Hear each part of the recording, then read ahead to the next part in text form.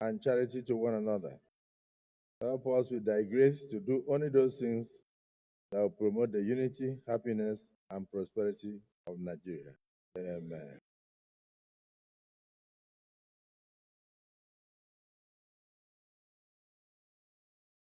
Thank you.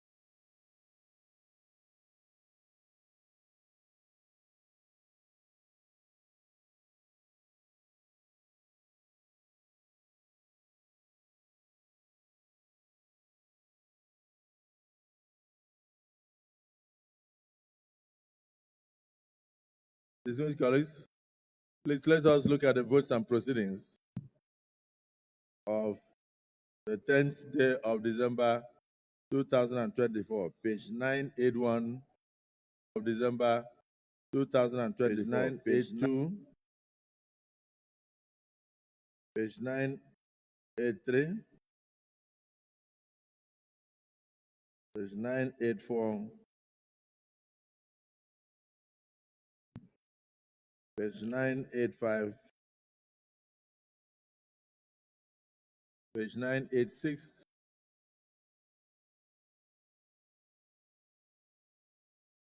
oh, copies.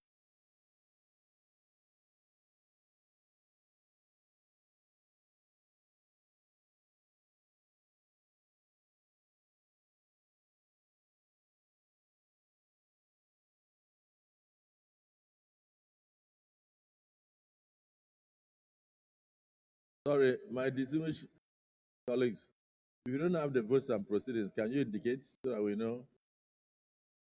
If you don't have, or you have, okay, Senator Alero, you are the only one that does not have. Apparently, they don't like you. Only that line. Are they giving you? I thought they were distributing according to. Maybe I thought they were elders of opposition. That's why they missed you out. Okay, so we can go ahead now. Thank you. Page 987, page 988, page 989, page 990, page 991, 980, yes, dismissed Senator Abariwa. Thank you, Mr. President. My name is Seyin Baribe. I think in 982, name number 1, I think wrongly spelled.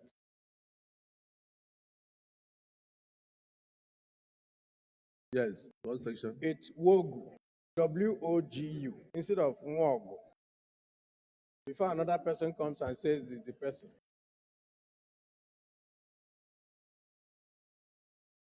What is it?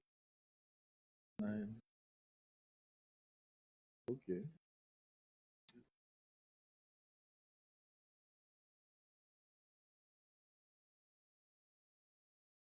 Okay, that is how the letter came from the president. So maybe that is how the letter came from the president. So maybe when he appears before the committee, he will correct his name. So for now, we just replicated what we saw. Noted. Page 990, page 991, page 992,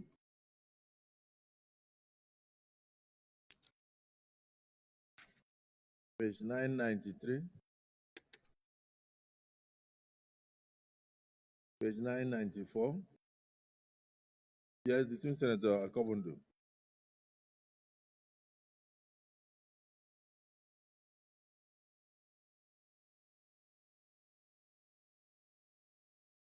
Oh, sorry, I thought you raised your hand. Okay, you were greeting me. Okay, thank you. Page 995,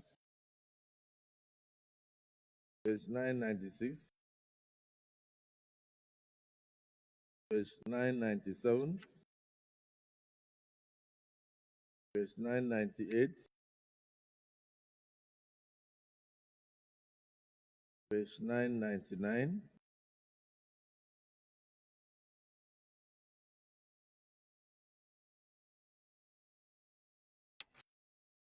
page 1000, page 1001, page 1002,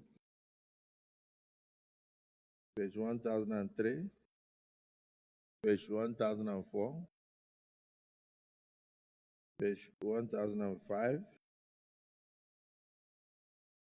page 1006, page 1007, page 1008, page 1009, page 1010,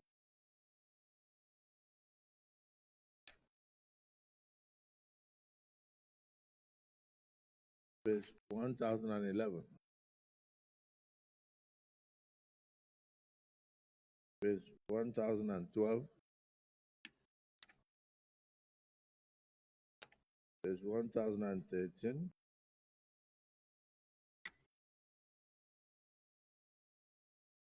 page 1014, page 1015, page 1016. Distinguished Senator Palm.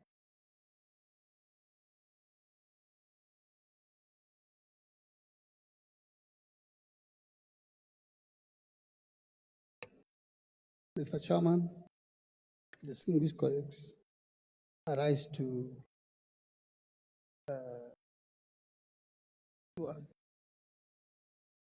okay, to adopt the votes and proceedings of Tuesday, 10th December 2014. So moved. Distinguished Senator Bomai.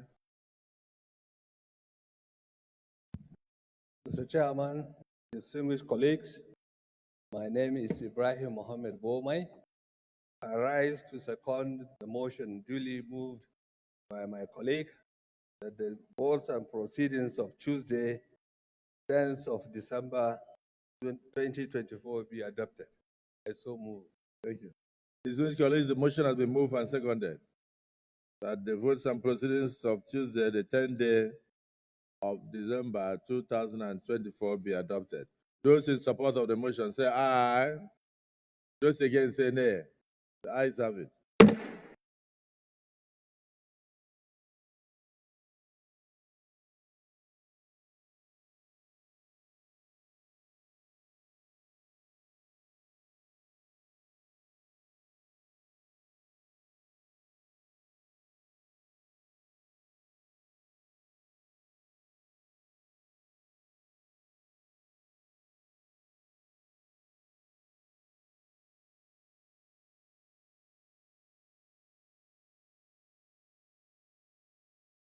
Distinguished colleagues, where we have the Students Representatives Council, Federal Polytechnic bidder in Niger State, who are in the gallery to observe Senate proceedings. I want to wish you all fruitful observation of the proceedings of the day. May God take you back safely to your destination. You may be seated.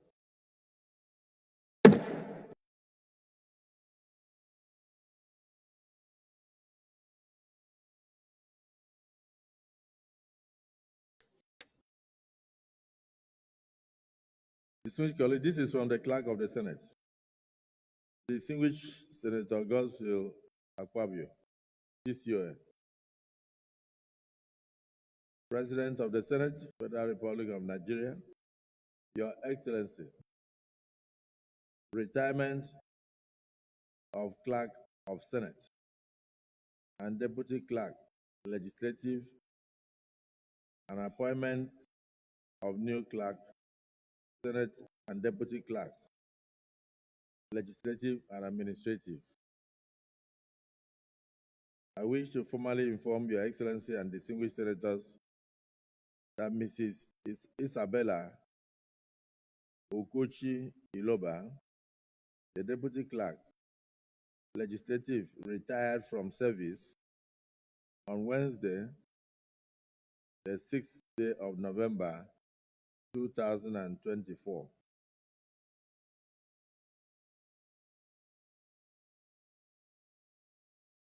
In the same vein, the Clerk of Senate, Chinedu Francis Akubweze, is retiring today, 11th day of December 2024, on attainment of the age of 60 years. National Assembly Service Commission has approved the appointments of Mr. Andrew Obonaya Nwoba as the Clerk of the Senate, with effect from 11th day of December 2024. Before his appointment,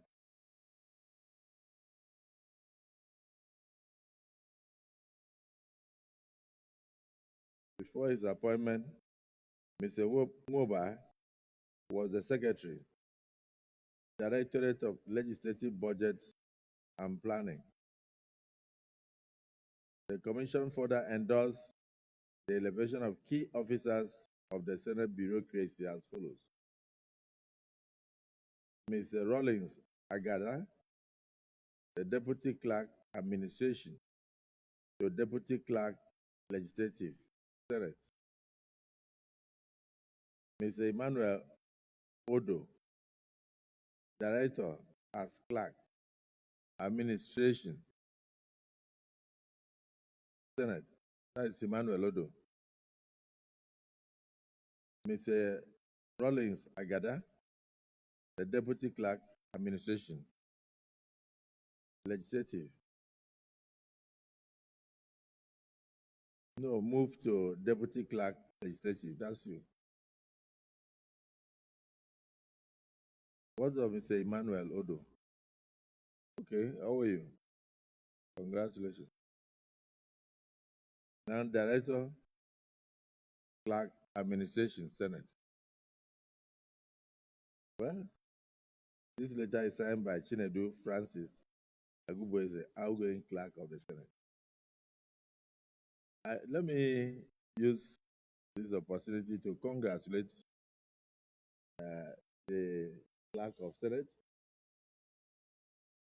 for serving his country meritoriously, particularly your services rendered to this Senate.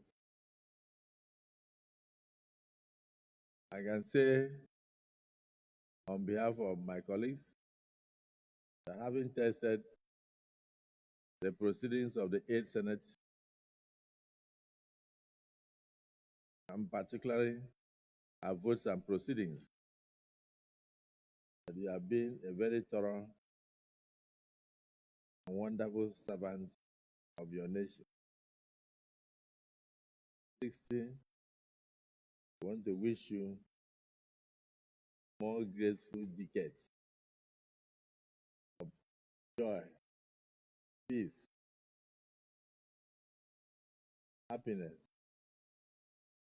prosperity, as you play with your children and grandchildren.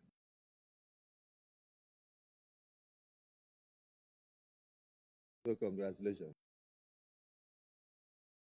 May God continue to keep you strong for us. And then for Mr. Rollins Agada, you're welcome as our Clerk Legislative. And we know you are still serving, your knees are still strong, and we are already used to your face. On behalf of my colleagues, I congratulate you on this elevation. I don't know whether, in line with Senate proceedings, we can regulate our rules, but I think we will discuss he's working with us today because he's retiring later in the day.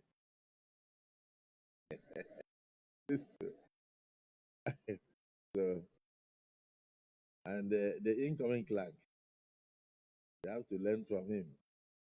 Whenever we had our proceedings, when you see my colleagues read these things before they come here, we move from page 1 to the final page without much correction because he was very thorough. So for you to fit into that shoe, don't allow us to waste 1 hour correcting votes and proceedings before we start anything. You understand? We wish you well. We welcome you to the Senate. I will bid goodbye from the floor to the Clerk of the Senate. Distinguished colleagues, before I drop the gavel, I'd like to announce that in view of the elevation of my Chief of Staff to the position of Executive Director, Southeast Development Commission, because we are very used to my office has decided to appoint him the Chief of Staff to the Senate President.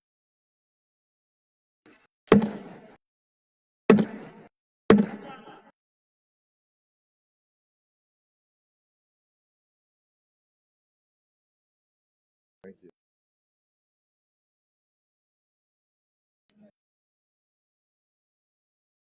Thank you.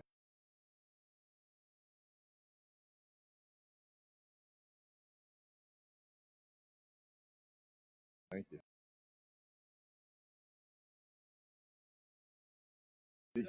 Be careful, you are shaking the Chief of Staff to the Senate President.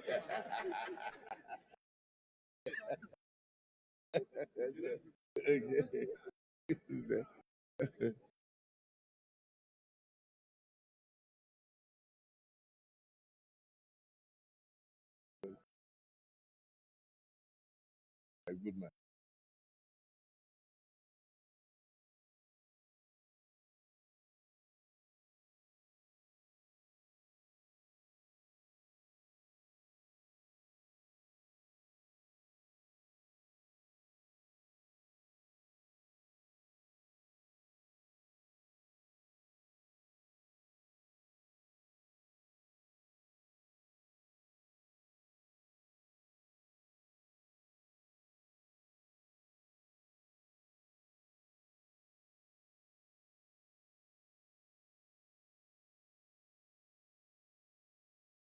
Distinguished colleagues, in line with the Senate procedures, I would like our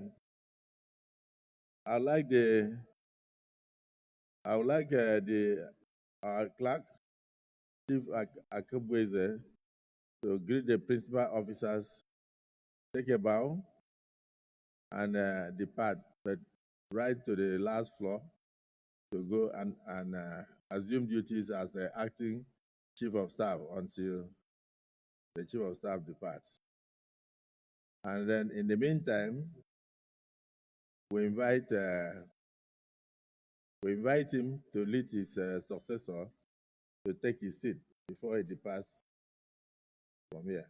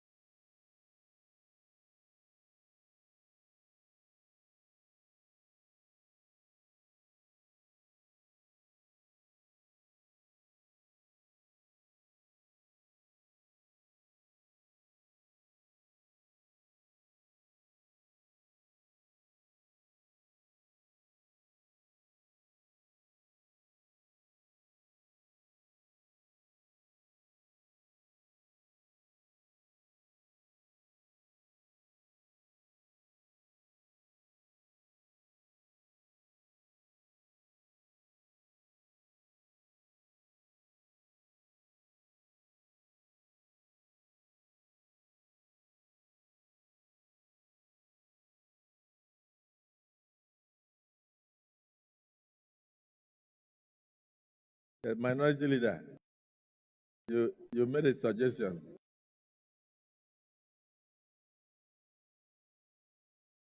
You made a suggestion. I thought you should do so for your colleagues. Leader of the Senate.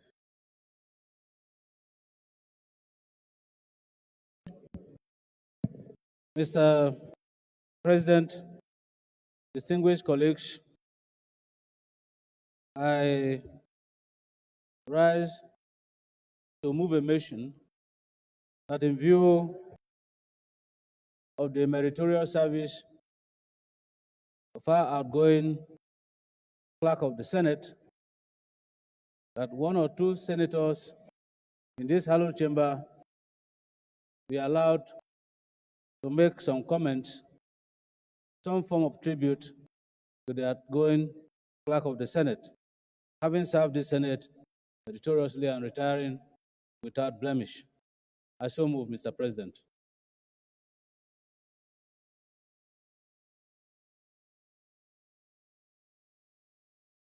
Yes, dismissed Senator Oju Sakalo.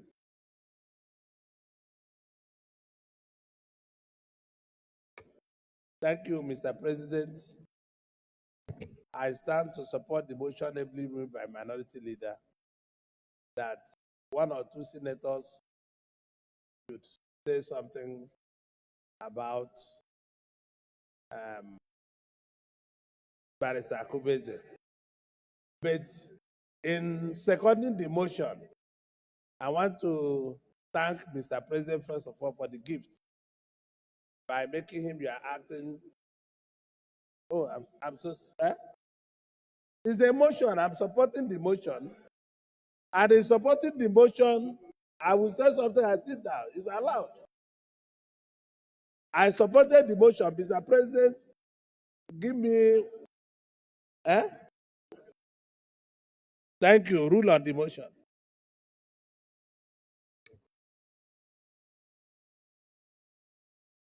And yes, dismissed Senator Dixon.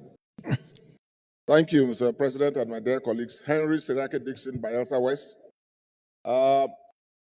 Short amendment, without detracting from the essence of the motion, is that the Senate leader, on behalf of the leadership and all of us, the Senate leader should make brief remarks so that we don't elevate it to the status of a valedictory session. I so move. Dismissed Senator Alero. Thank you, Mr. President. Muhammad Adamu Alero is my name. Mr. President, I rise to second the amendment of the motion moved by Minority Leader, seconded by Senator Ojikalu, amended by Senator Dixon Saraki. What was the amendment? The amendment is that the Senate leader should deliver a message of appreciation on behalf of all of us.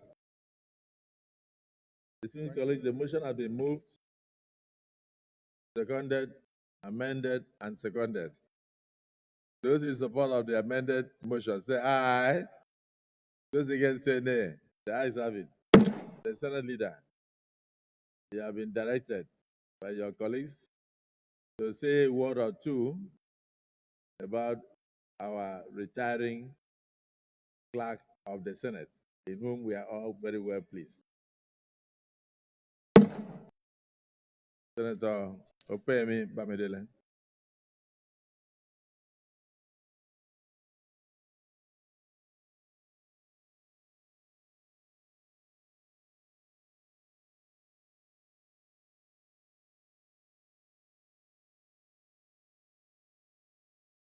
Well, Mr. President, very distinguished senators of the Federal Republic of Nigeria, I want to begin by thanking the minority leader for considering it important for some of our distinguished senators to say something about the outgoing clerk of the Senate, the Nigerian patriot, lawyer, citizen Chinedu Francis Ubeze.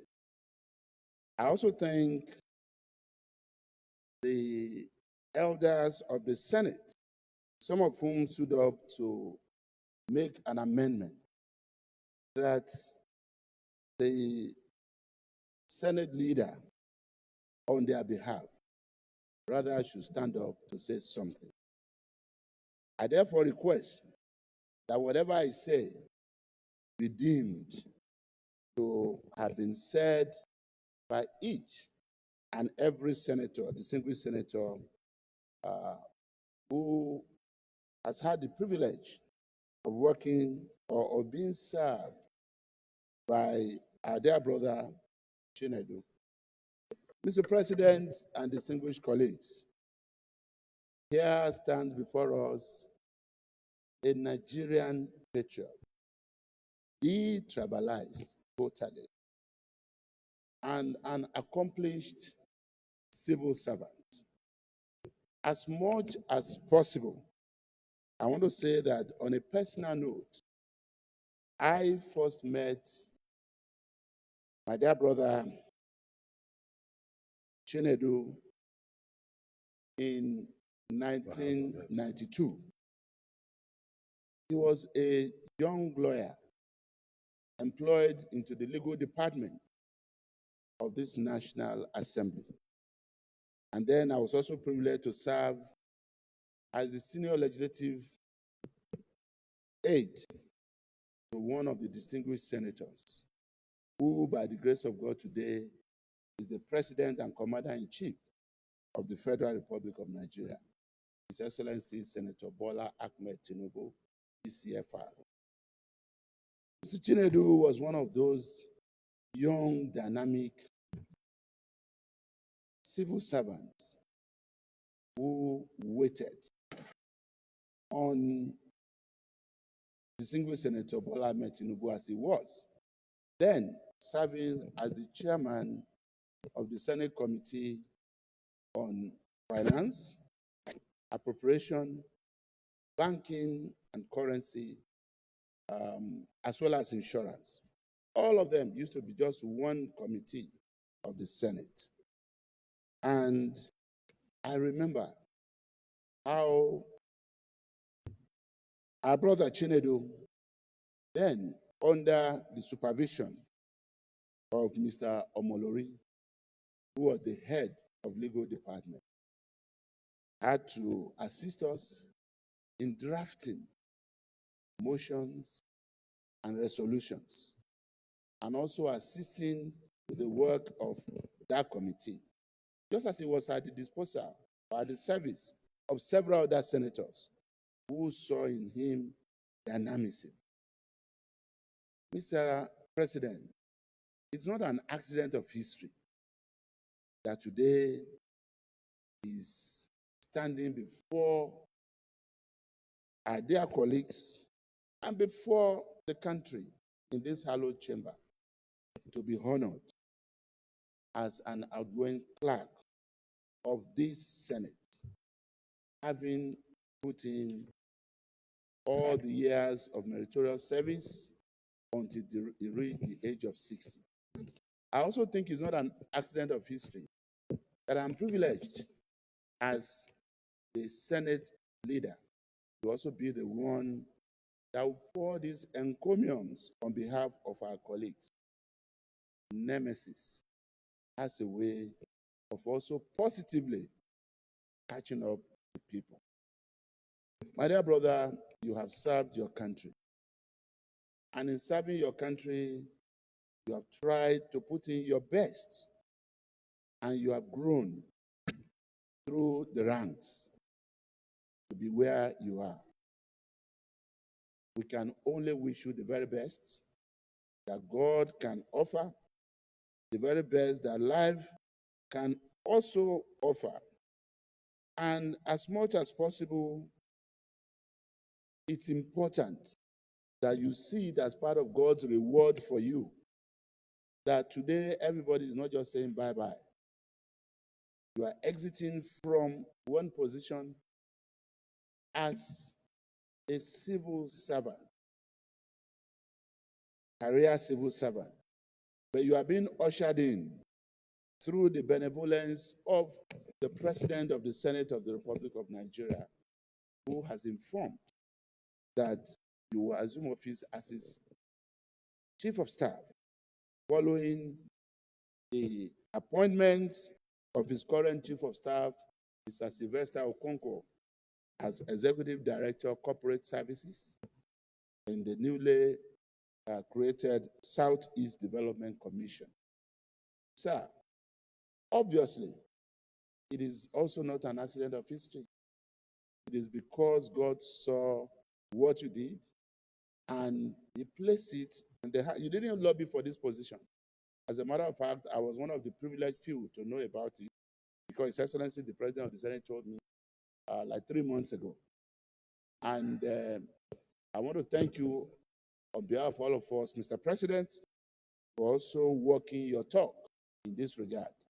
And I have no doubt that given what our brother has been able to do as clerk, he will be a fit and proper person to serve as chief of staff in your office, and we all look forward to working with him in that regard.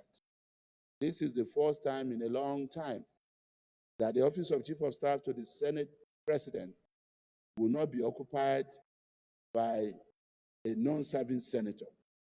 So as far as we are concerned, it's a very important appointment, and you will become the engine room of the office of the President of the Senate and continue to be at the service of all of us.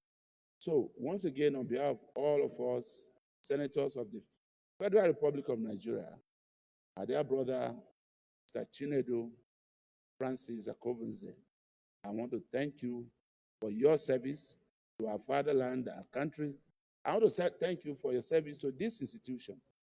And I want to say we look forward to working with you as Chief of Staff to the President of the Senate of the Federal Republic of Nigeria. Mr. President, I thank you so much, and I thank all our colleagues for the opportunity to speak on your behalf. Congratulations.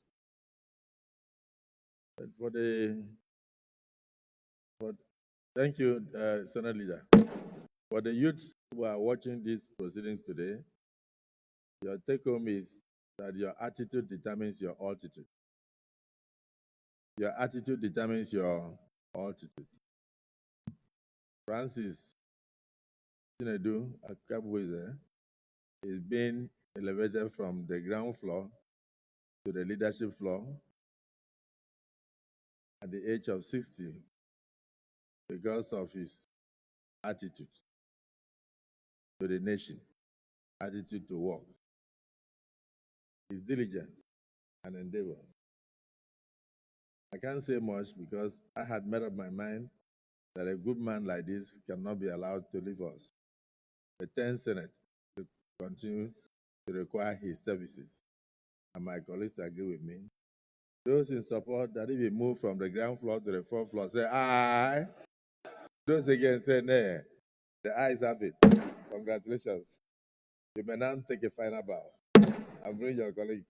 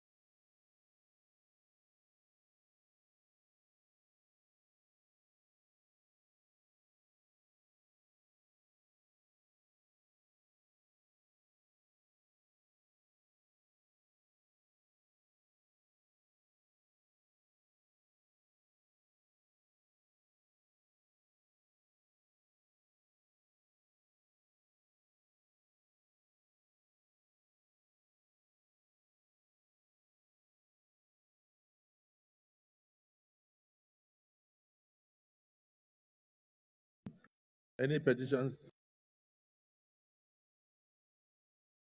Leader of the Senate.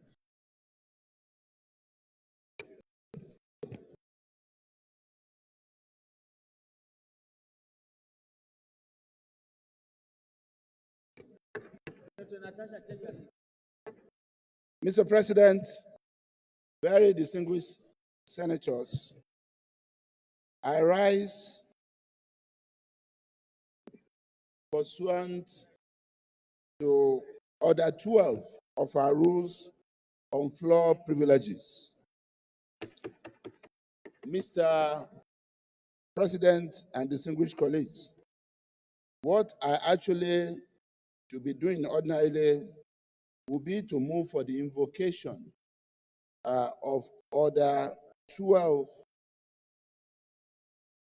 Order 12D of Order 12.1D of our rules to enable us admit into the chamber a non-serving. Please read. Oh, thank you, sir. Order 12.1. No person shall be admitted to the lobby or the floor of the Senate while in session, except the following, and by consent of the Senate upon a motion moved by the leader of the Senate. 1D. Former senators and senators-elect. But, Mr. President, rather than move for the invocation of this order, I will be moving for the suspension of the entire order, because we need to admit not just a former senator, but also those who are accompanying him, who ordinarily will not be covered under the invocation of this rule. So my motion, therefore, Mr. President, will be for us to suspend the provisions of the entire provisions of Section 12 of our order to enable us admit a non-serving senator as well as members of his entourage. Mr. President, the non-serving senator in this regard is distinguished Senator Monday Okpeholo. And why is it a non-serving senator? Our Constitution says once a member of the National Assembly from the legislative arm of government is sworn in as a member of the executive arm, he shall cease to be a member of parliament. And that is to say that upon his inauguration and swearing in as the governor of Edo State, he has ceased to be a serving senator. So in this regard, Mr. President and distinguished colleagues, my motion would be to suspend Order 12 on floor privileges to enable us admit former Senator Monday Okpebolo as well as the other strangers who are accompanying him into the chamber. I so move, Mr. President. Yes, distinguished minority leader. Distinguished minority leader. The Senate leader. Distinguished minority leader. Order 12 of our rules. He has moved a motion to invoke Order 12 to allow non-serving senators to enter the chambers. You may wish to support or second the motion.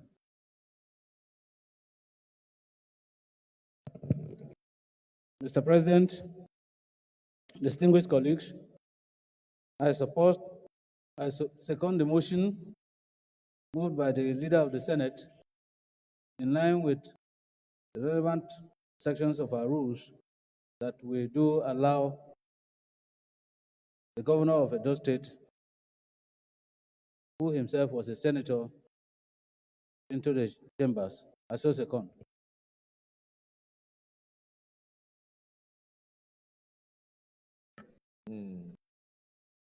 Distinguished colleagues, the Senate leader has moved a motion for us to invoke Order 12 of our rules to allow a non-serving senator to enter the lobby of the Senate while in session. And this has been seconded by the minority leader. Those in support of the invocation of Order 12 as enshrined in our Senate standing orders, say aye. Those against say nay. The ayes have it. So the distinguished Senator Ogbobolo can now step into the floor of the Senate.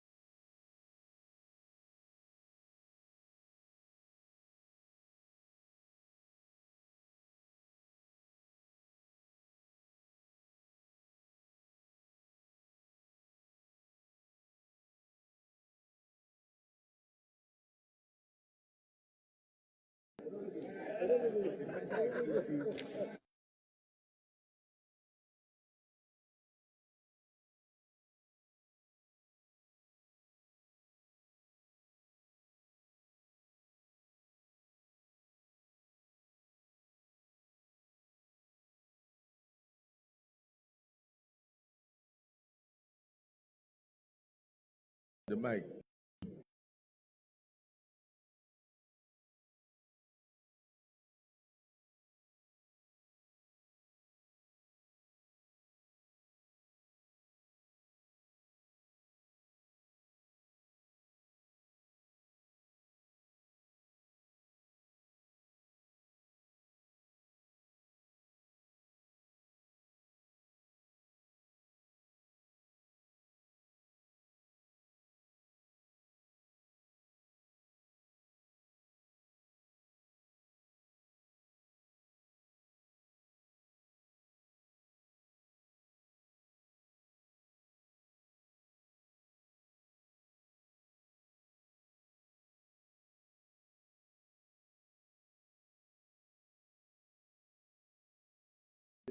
Yes. Distinguished colleagues, let me welcome our distinguished colleague in the 10th Senate, distinguished Senator, His Excellency, Senator Monde Okwebolo, now Governor of Edo State, to the 10th Senate that he belongs. And its entourage, we have His Excellency Right Honorable Dennis Idahosa, Deputy Governor of Edo State, and of course, outgoing member of the House of Representatives of the 10th House of Representatives of the Federal Republic of Nigeria. Congratulations. He's accompanying his governor to the floor of the Senate. Former Deputy Governor, Right Honorable Philip Tribal, the Ofene, you're welcome. Most distinguished Senator Matthew Orugide, fortunately, he didn't come as chairman of public accounts, but we recognize your good works to your nation. He was the Director General of the campaigns.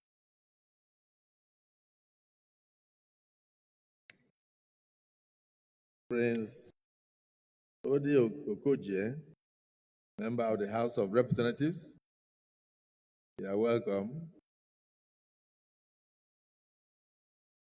Honorable Donald Ojeme, member, Edo State House of Assembly. They are also welcome. Mr. Honorable Ojeside Osesua, Sunday, member, Edo State House of Assembly. You are equally welcome. Former Speaker, Edo State House of Assembly, Victor Edowo, you are welcome.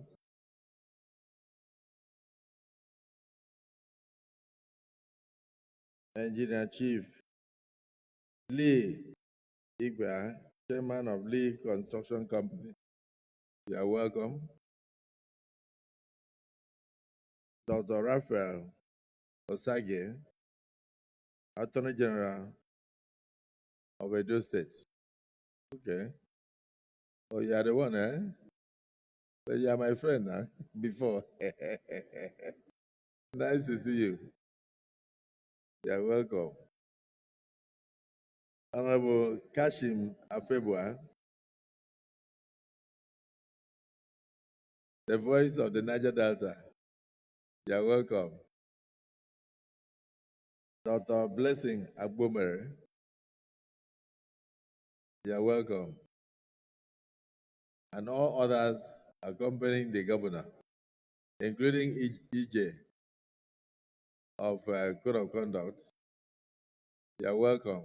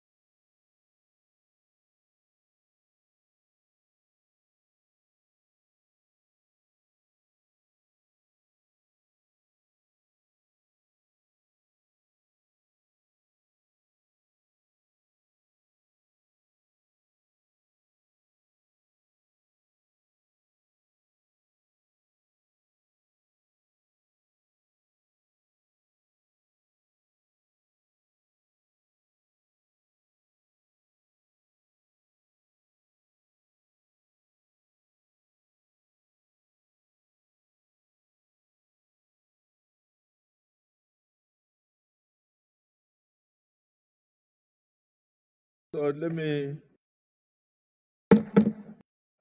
distinguished Senator Oshumole, distinguished Senator Oshumole,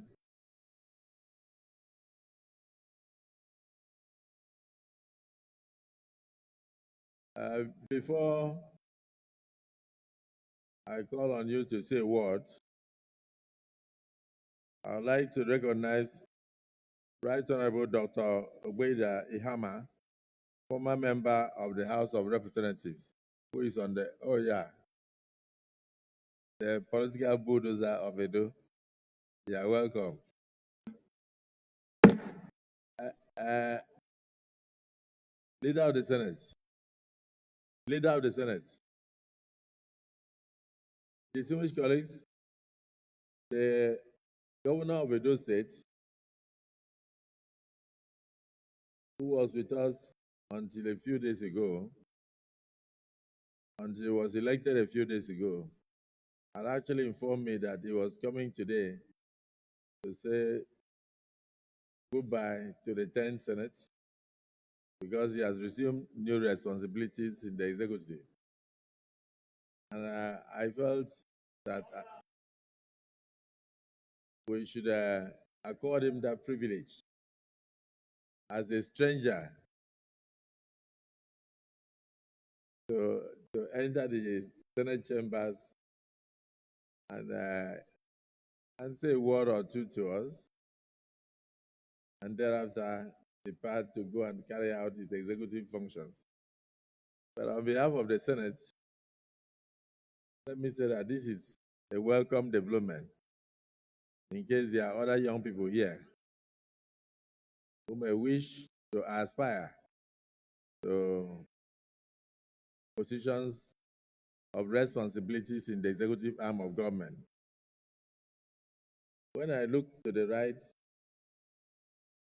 I see people like Senator Bello, Senator Sani Bello, and I see Senator Oju Sokalo.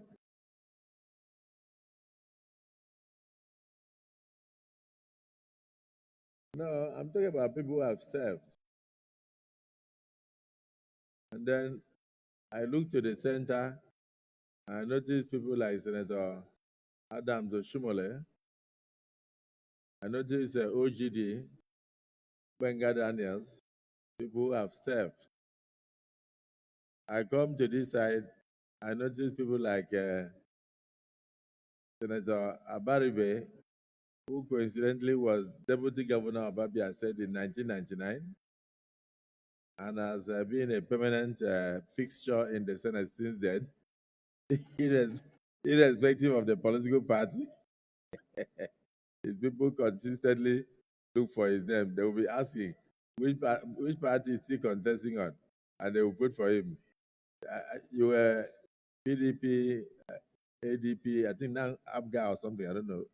But it's one of those political parties. So, and then, of course, Governor Dixon, you look at Governor Alero, Governor Alero, Governor Alero, the young shall grow. We are now ancestors. We are now ancestors because some of us were governors 18 years ago. And you're a governor 20-something years ago. No problem.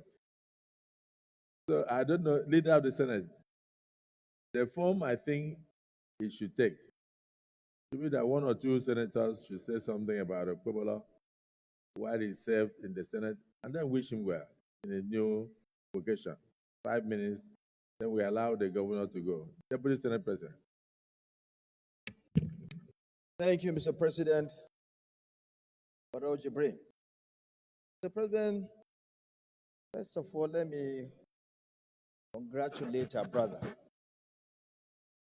for his well-deserved victory. The gubernatorial election that just took place at those states that ushered him in as a new governor of that state. I also want to congratulate his deputy, other stakeholders that are here. For my colleague, Senator Matthew and the former deputy governor and others that are here. And of course, our elder statesman, our colleague, Senator Adams Oshomole. And I also extend my congratulations to the entire people of Edo State for electing him. Mr. President, Senator Monday was here with us, even though he didn't stay for so long here. For the short time he was in the Senate, he showcased himself as a man of honor, very humble person, someone that is always showing dedication to any duty assigned to him. A man of few words, was someone that is always active in whatever he is assigned to do or whatever he believes in. We are surely going to miss him because the committee he chaired, the moment he started work as chairman of that committee, he changed the entire trajectory of the committee for the better. The committee became very, very active. Committee on Public Procurement, it was everywhere, making sure that entities, agencies of government, ministries always abide by procurement law, making sure there was always value for money in the areas of contracts award and so on and so forth. He really showed that he is someone that has the interest of the people in his heart. No wonder the people of Edo State deemed fit to elect him to be their governor.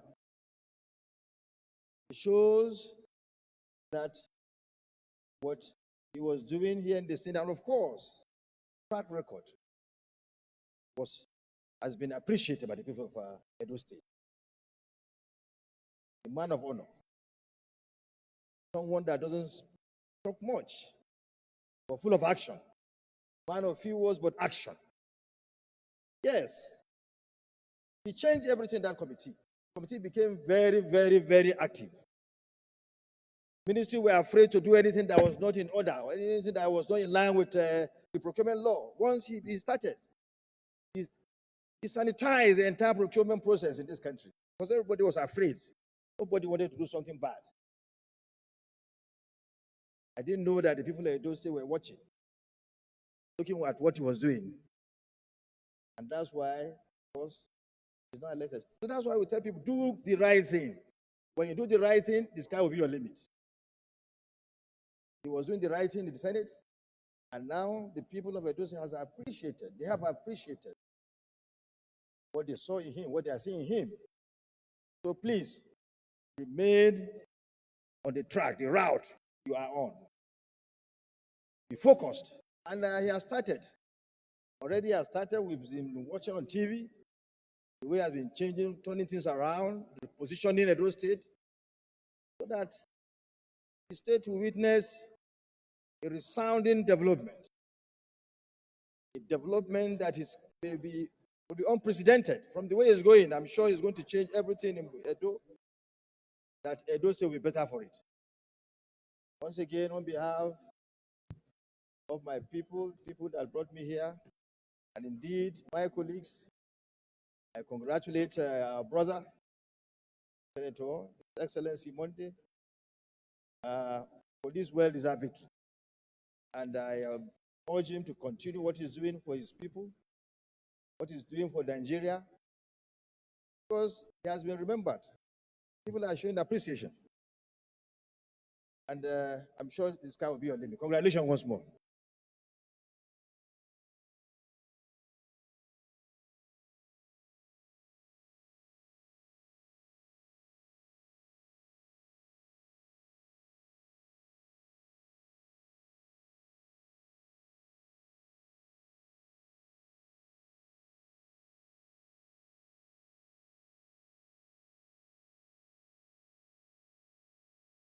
Well, Senator, just before Senator Oshumole, the grandfather of Edo politics, says something, let me hear from Senator Neda. You know, Senator Neda, Senator Oshumole, I wish Siri would sit down.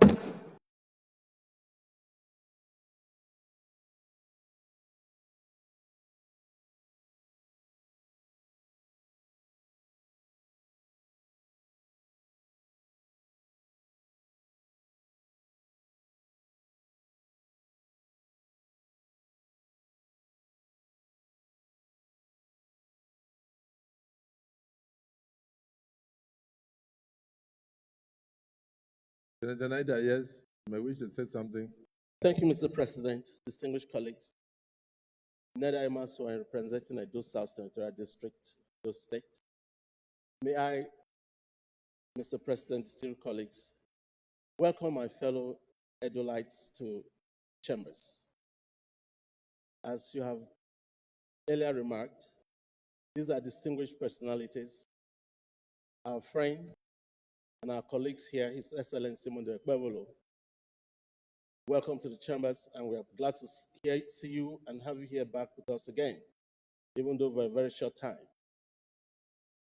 As the Deputy Senate President remarked, we miss you.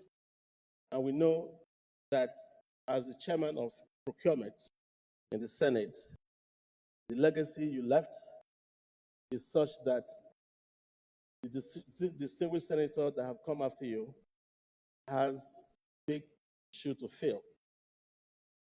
We also know that you will take this experience to Edo State and to replicate what you have done here to make sure that our state, Edo State, enjoys your hard work, which is record already proven before us here. We know you are a man of very few words, but you are a man of action. And for the very few weeks that you have been on the saddle now in Edo State, you have proven that. You have attacked some of the failing and ailing institutions in the state, and you've also put up your own agenda on how to rescue it. And so we congratulate you. You have the support of your colleagues here, I know. And I also know that you have able men and women behind you in Edo State. And you have His distinguished Senator Matthew Roide, who was a member of this hallowed chambers in the 8th and 9th Senate, where he chaired the Committee on Public Accounts. Your work speaks for you, and we stick and say it. Thank you for those services. Obede Hammer, thank you for coming. And the former deputy governor, thank you also for being here. Our Attorney General, the former minority leader in the House of Representatives, a man who is astute and hardworking, for His Excellency Modokbewolo to be able to harness this level of intelligent men to work in his cabinet. It shows very clearly that he's actually facing and working towards the right direction. And we know that at the end of the day, with the support that he has, that he will do well in the service of Edo State. So you have our prayers and our support, and we welcome you and we congratulate you for your victory. Thank you, Mr. President.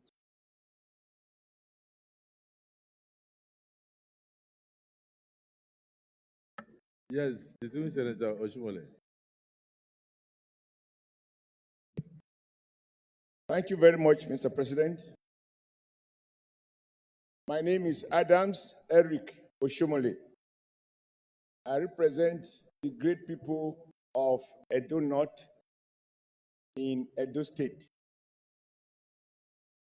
Let me join you, sir, Mr. President, and all my distinguished colleagues to welcome back to these chambers a young man who made the mark under 1 year of his membership of these chambers.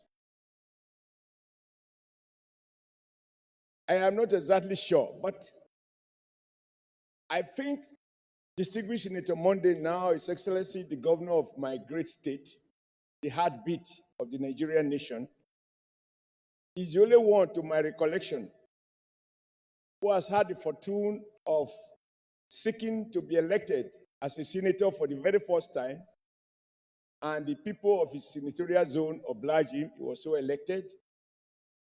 And while in the Senate, within a year, the entire people of Edo State found him a fit and proper person at a time when our state had given up, when we had an emperor instead of a governor, when we had a tyrant who tried to run down both traditional institutions, destroy the social life, alter very negatively the economic fabric of our great state. And our people needed someone to rescue them. And so they found in distinguished Senator Monde Ukpewolo, who Edo people have now christened Akpako Rescue.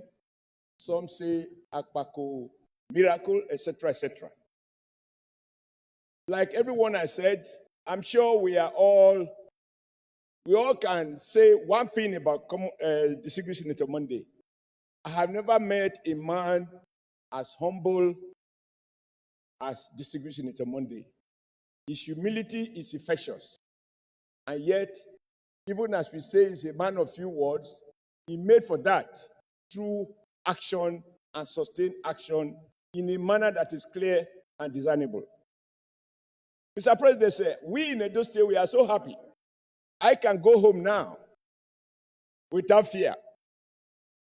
And in 1 month, exactly 1 month, he was sworn in on the 12th of November, and today is 11th of December, exactly 29 days or 30 days.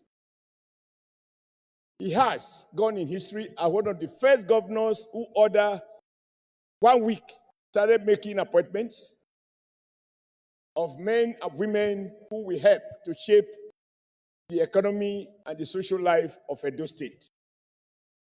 He has already taken bold steps to restore respect to the traditional institutions in Edo State. He has already started doing those things that will affect the infrastructural development of our great state that have been abandoned for many, many years. And all those he has appointed are people that some of us already know, like the Attorney General who is seated by him. A man who made his mark that a former governor here, who was also a member of the House at that time, as a minority whip, who could whip even majority to order. In his days as a minority whip under the ACN. So I want to thank you, sir, Mr. President, for the leadership you provided, not only while he was here, but also for all the support that this Senate, under your leadership, provided, morally and otherwise, to support, encourage, and do everything that you could do other than coming to vote, which you are not privileged so to do because you are not registered in Edo State. But you relocated to Edo to give us solidarity where we needed it most and reassure us that we were not alone. On behalf of the great people of Edo State, who are very happy that we have a new sheriff in town, a progressive sheriff for that matter, I want to thank you for your leadership, for your care, for the support, for all the senators you mobilized. Even when the former governor wanted to come and raid the INEC and change figures, some of our senators here became boxers to protect the votes of Edo State. I won't mention Asuko, for example. I don't need to. Just to say that I'm so excited that he's back here to tell us goodbye. But maybe it's only bye for now, because who knows? As people like Lalong have done, like people like Ojikalu and His Excellency, the Okomo Senator, who knows? He might be coming back here after 8 years to come and complete his senatorial obligations. And I'm sure by then he will be richer in wisdom, in experience, and exposure. And he may just find this place the kind of place he should end his political career. Thank you so much for this privilege. Distinguished Senator Oshumole, before you stop, I thought it was from your senatorial district. No, sir. Okay. He's from Edo Central. Okay, otherwise he may retire you when he comes back. Sir, by the time he's coming back, I would have already retired. Okay. So conclude. Because if you add 8 years to the current figure, I do not intend to do well. Well, I do not intend to do 3 times here. Okay. So anyway, on a serious note, we are happy that in 30 days, Edo people are aware that there is a new governor in town, humble, resourceful, committed, intelligent, few words, but maximum action. Thank you for the honor of granting him permission to enter along with other senators, including distinguished Senator Matthew Rohide, who left a mark as chairman of the Public Accounts Committee. He is still accounting to us, by the way, publicly in Edo. And there is also the one from the House of Representatives, Ihama, who also made his mark in the House of Rep. And we have a current one, Odi, who is already doing very well in the House of Rep. So he's surrounded by very eminent men, and I'm not so sure there is a woman. Of course, a former deputy governor who I told him I will beg my colleague not to walk him out because he didn't dress properly. When I was governor of Edo State, the deputy governor, then as majority leader, denied me entrance to the House of Assembly on account of the fact that I was wearing khaki. They walked me out. They didn't allow me to present budget. And I went back home and dressed, quote, properly before I was allowed to present the budget. So when he came in today without a cap in his khaki, I said, 2 wrongs don't make a right. We will forgive him. But if he tries next time, the rule of the Senate will be read out to his hearing. And he told me he will not do it again. But let me cut it short. We have a former, I think he's still the South-South youth leader of our party. So the governor is well protected by a powerful delegation that escorted him from Edo to pay this farewell visit to this distinguished Senate. Once again, to all of you distinguished senators who supported us in our struggle to reclaim the state for the people of Edo, we are very grateful. Senator Monday, you are welcome. And I thank you for the honor you've done to me as a person and the one you have done to all those who have met you after you became the executive governor of the greatest state in Nigeria after Akwa Ibom.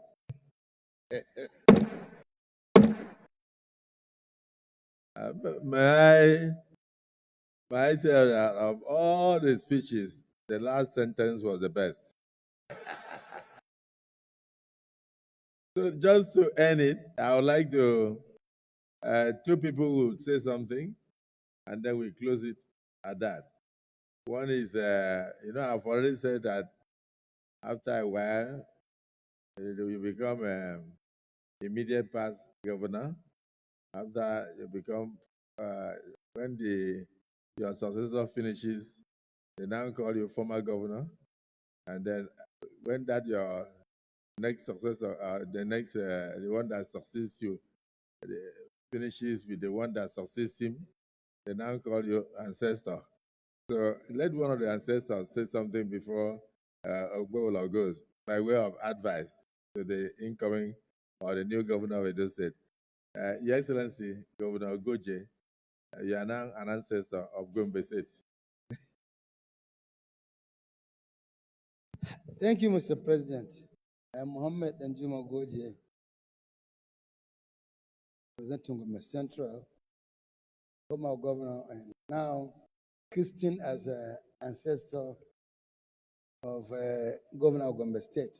Anyway, I'm happy to be an ancestor because it's a matter of pride for one to be a governor for 8 years, then to help install another governor for 8 years, then to help install another governor who is going to be 8 years.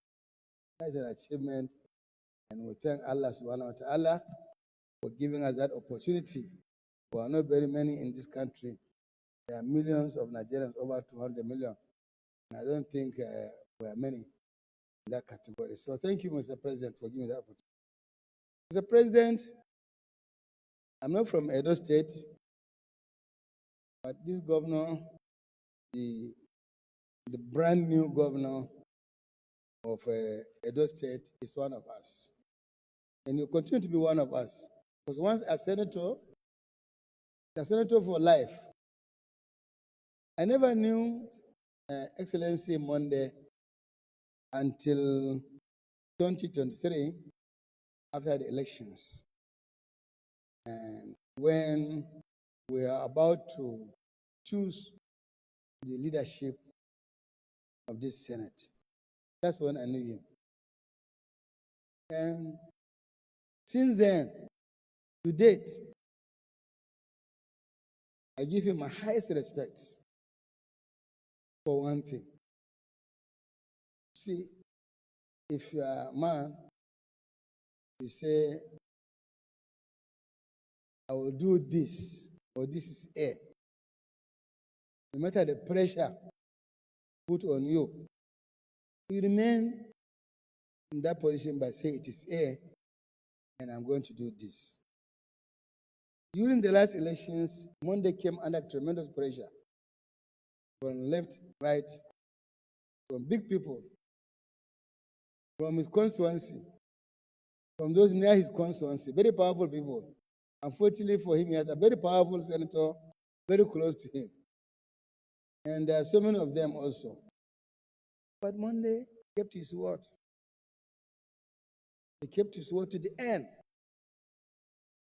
But having done that, when the whole contest was over, he accepted the reality and the result of the contest and came to accept the leadership that emerged with sincerity, with honesty, with commitment.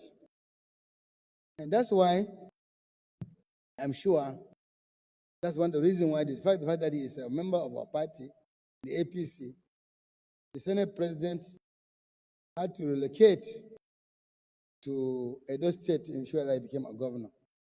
If Sunday had not behaved well, I know our Senate President, if Sunday and Monday did not change and behave well to him, no matter the issue of APC, the Senate President would have found one excuse of another to be absent from Edo State. But I'm sure it is because of the way Monday accepted his leadership, despite the reasons that made him not to initially accept him. That's why he decided to be there and help to ensure that he won the election. I want to advise His Excellency to continue along this line. You will never regret when you keep to your words. You will never regret when you take a position knowing that your position is correct and never change the position. You will never regret. You can be intimidated. You can be blackmailed. You can be pushed around. But if you know what stand for is the correct thing, stand by it, Excellency, you'll go places. At least that's my principle. At least I've been in this system from Second Republic. I was a member of House of Assembly as a young man. And from 1999 to date, I was either a minister or governor or senator to date. And I think one of the things that kept me is the issue of standing by my position. I say it as it is, to the best of my knowledge, and stand by it. Those that have worked with me, including the Senate President, knows my position. I'm sure if you go like this Sunday, like Senator Oshimole said, maybe after 8 years, you will come to Senate, or not Senate. You can be the Vice President, you can be the President of Nigeria. The sky is your limit, going by your disposition. So I want to congratulate you. I also want to give you my second advice. My second advice is that despite, I know that Edo State, the contest was very, very, very hot. The state has been polarized into two, led by very powerful forces. Very, very powerful. Very intimidating forces. But now you are the governor of Edo State. You are the governor of everybody. You are the governor of everybody. You are the governor of everybody. What I want to advise you is to try to reduce the opposition, reduce the dichotomy, reduce the fight. At the end of the day, you will emerge more victorious, you'll be more stable, you'll be a happy person. When I became a governor of Gombe State, it was a tough fight. I fought against a sitting governor who spent only one term. And I seated him. After 4 years, I went and I fought it and I removed him as a governor. It was very, very tough. But what did I do? Having taken over as a governor, I look at his own people, those key people that are, not him, those key people that are really very powerful. Look at their interests. Look at what they want. By my second year, more than half of them became PDP. To the extent that when I came to run for my second term, it was a walkover. Please, Monday, don't maintain the dichotomy as it is now. Try to reduce and weaken the other side. Strengthen your side and weaken the other side, and you will succeed. Thank you very much. May God guide you well. Thank you. God bless. Director General, APC Campaigns 2023, Distinguished Senator Lalong, close it. Thank you very much, Mr. President. Most distinguished senators, Simon Lalong, the member representing Plateau South. I know in Jos, the governor of Edo State is from Plateau North constituency. First, I want to thank God for this opportunity. To our club, my club and Shomole and others, the vertically challenged. We have another governor. We have another governor. Let me, on behalf of the good people of Plateau State, I know that His Excellency spent more than half of his life in Jos. Plateau is known for producing governors and donating to states. Nankwambo is one. Syria Dixon is one. Even in the southeast, we produce Okorocha, Rochas Okorocha. His Excellency Goje is also one. I can go and name all of them that came from Jos. Ojikalu is one. Your Excellency, Monday, you are one of the about 8 or 9 produced from Jos and made governors in other states. Plateau State produced even presidents of Nigeria, including Asiwaju Bola Tinubu today. You will never fail. During the inauguration, I saw, and I thank you very much, all first-class traditional rulers in Plateau State were in Edo. This is the first time that I saw first-class traditional rulers, all from Plateau State, were in Edo for his inauguration. That is to say that he is also a son of the soil.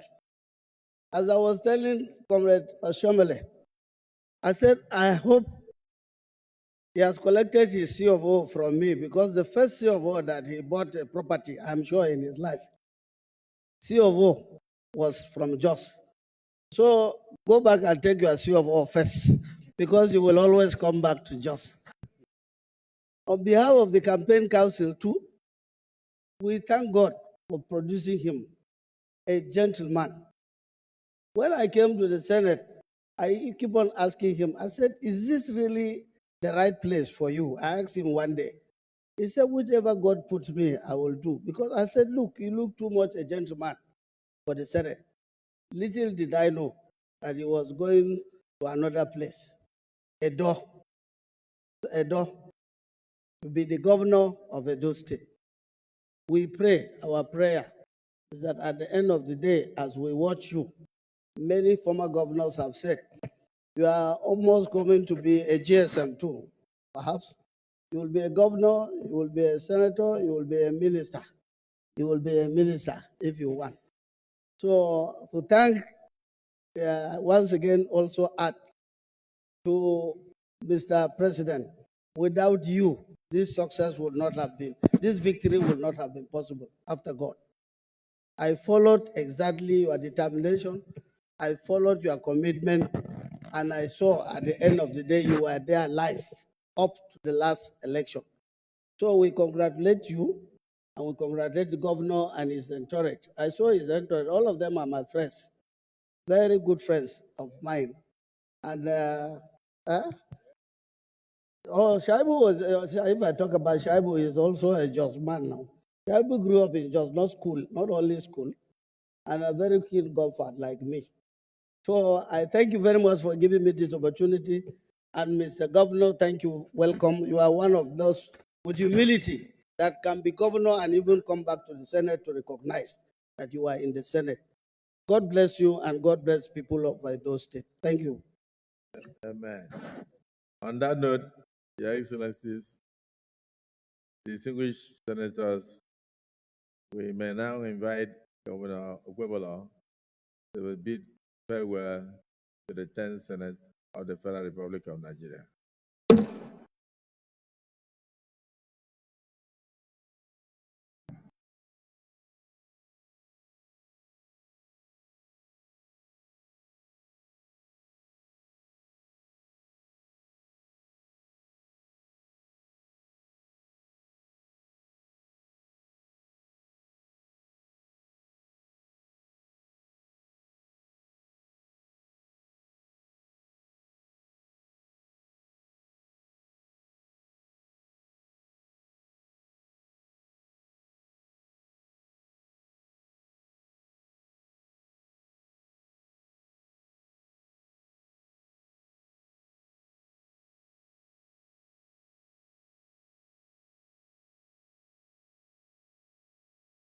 The microphone is not working well.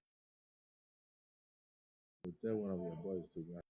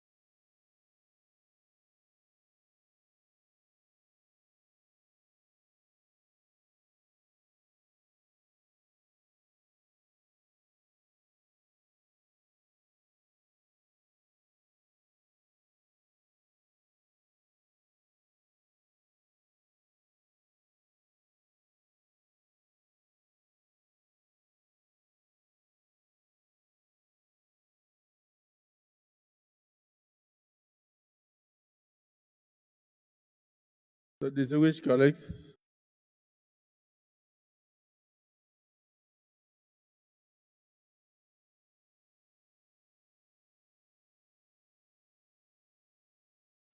today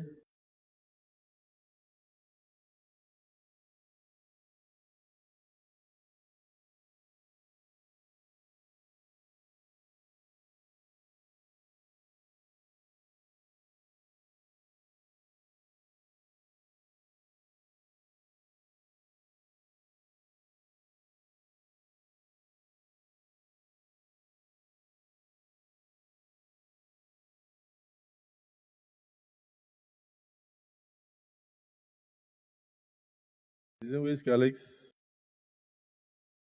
I will release the governor of Edo State and members of his entourage shortly. But I know why my left-hand side is very quiet, because the election was between two groups. This side is excited because they won in Edo State. This side is quiet because they still can't believe that they lost. But I must say that even here, some are indifferent because their political party did not contest. That is ABGA. So they are indifferent, but they are looking at the mood of the citizen. For the first time, the civil senator Nengi did not raise his hand because he does not want to make mistake of saying something, and when he leaves here, his political party will go and sanction him. He's a friend. He's your friend, but then your political party is watching you, and they are watching you live. So if you endorse Monday, they will say we are in court. So I want to close with a letter from this side. Distinguished Senator Monday Gwewolo, Governor Edo said, we wish you well. You are a man of few words, but enormous action. Your attitude shall determine your altitude. All you need to do is to leave legacies in the minds of Edo people. In the Senate, you are very amiable. There's nobody here that had any issue with you.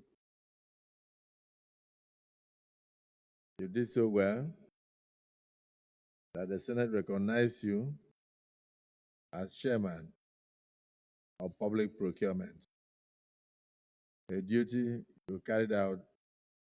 I know a number of people called me and were saying, oh, the Senate Committee on Procurement is inviting me to show procurement papers, to show this.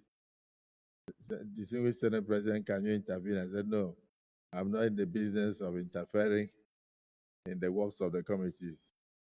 So go and see Senator Mondo Kwobola and show your papers that you went through due process to award the contract. So as you are departing from the Senate today, we believe also you are also departing from your position as chairman of public procurement. And therefore the Senate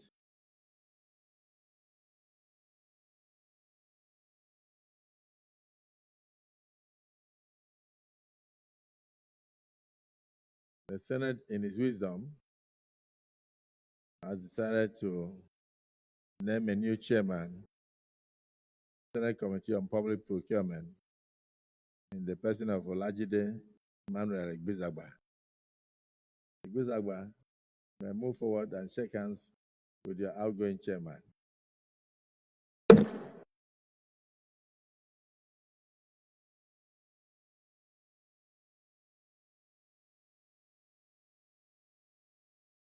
He will hand over all properties of the committee to you, and then you'll carry on the job henceforth. It looks like they are almost the same size.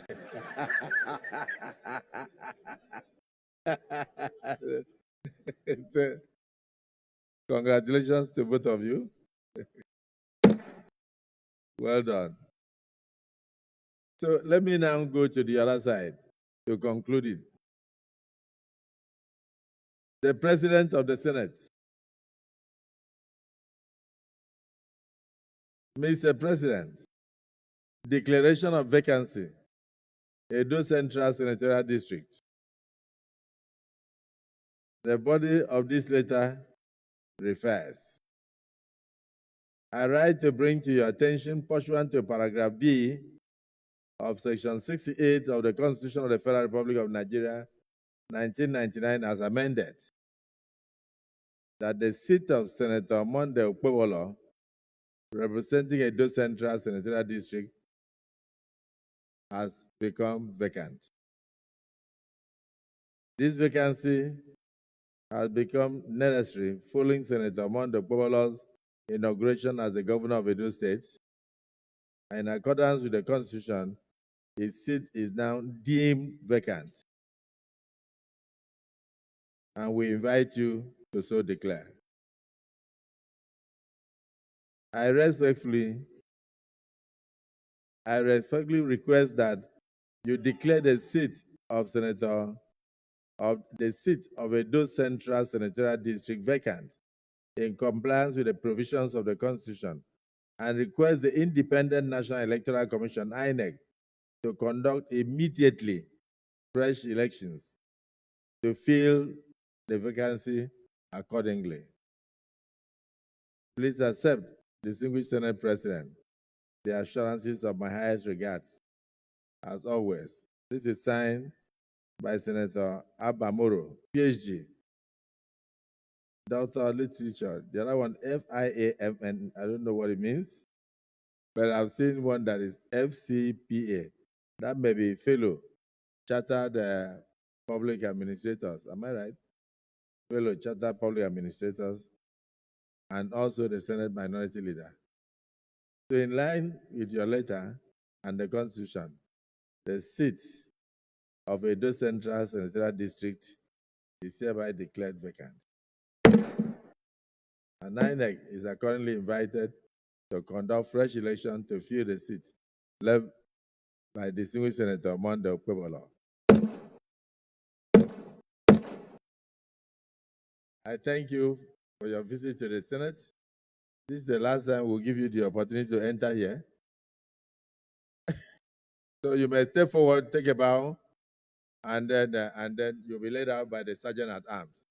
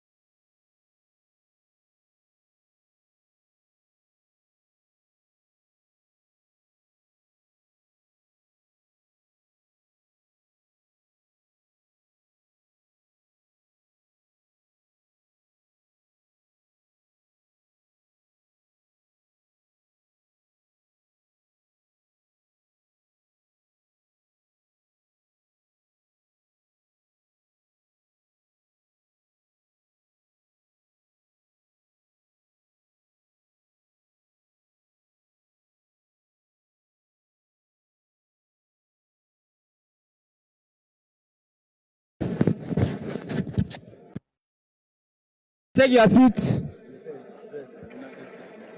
Take your seats.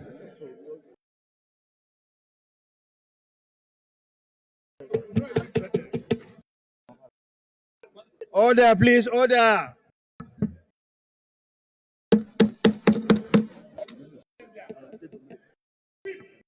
Order, please.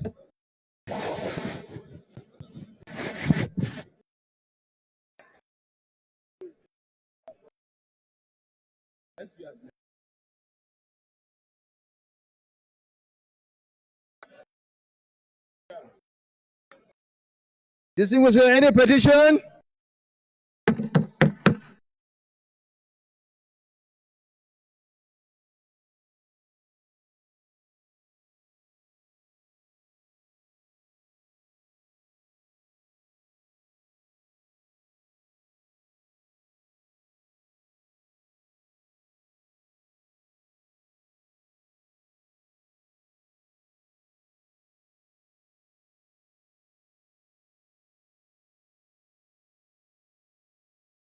The Senate leader.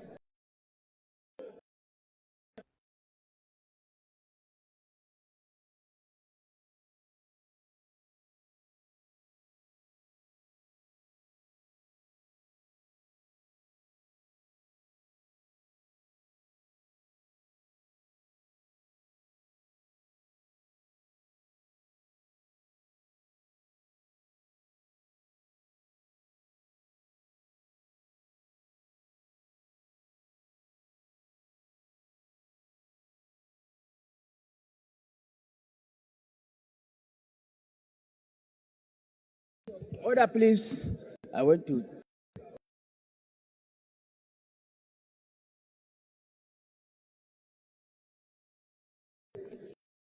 Mr. President, very distinguished colleagues, I rise to move that the suspended provision of Order 12 of our rules on floor privileges be now restored so that we can commence with our proceedings. Minority leader. Thank you, Mr. President. Distinguished colleagues, I like to second the motion moved by the Senate leader. I so second. Those in favor of the motion, please say aye. Those against say nay. The ayes have it.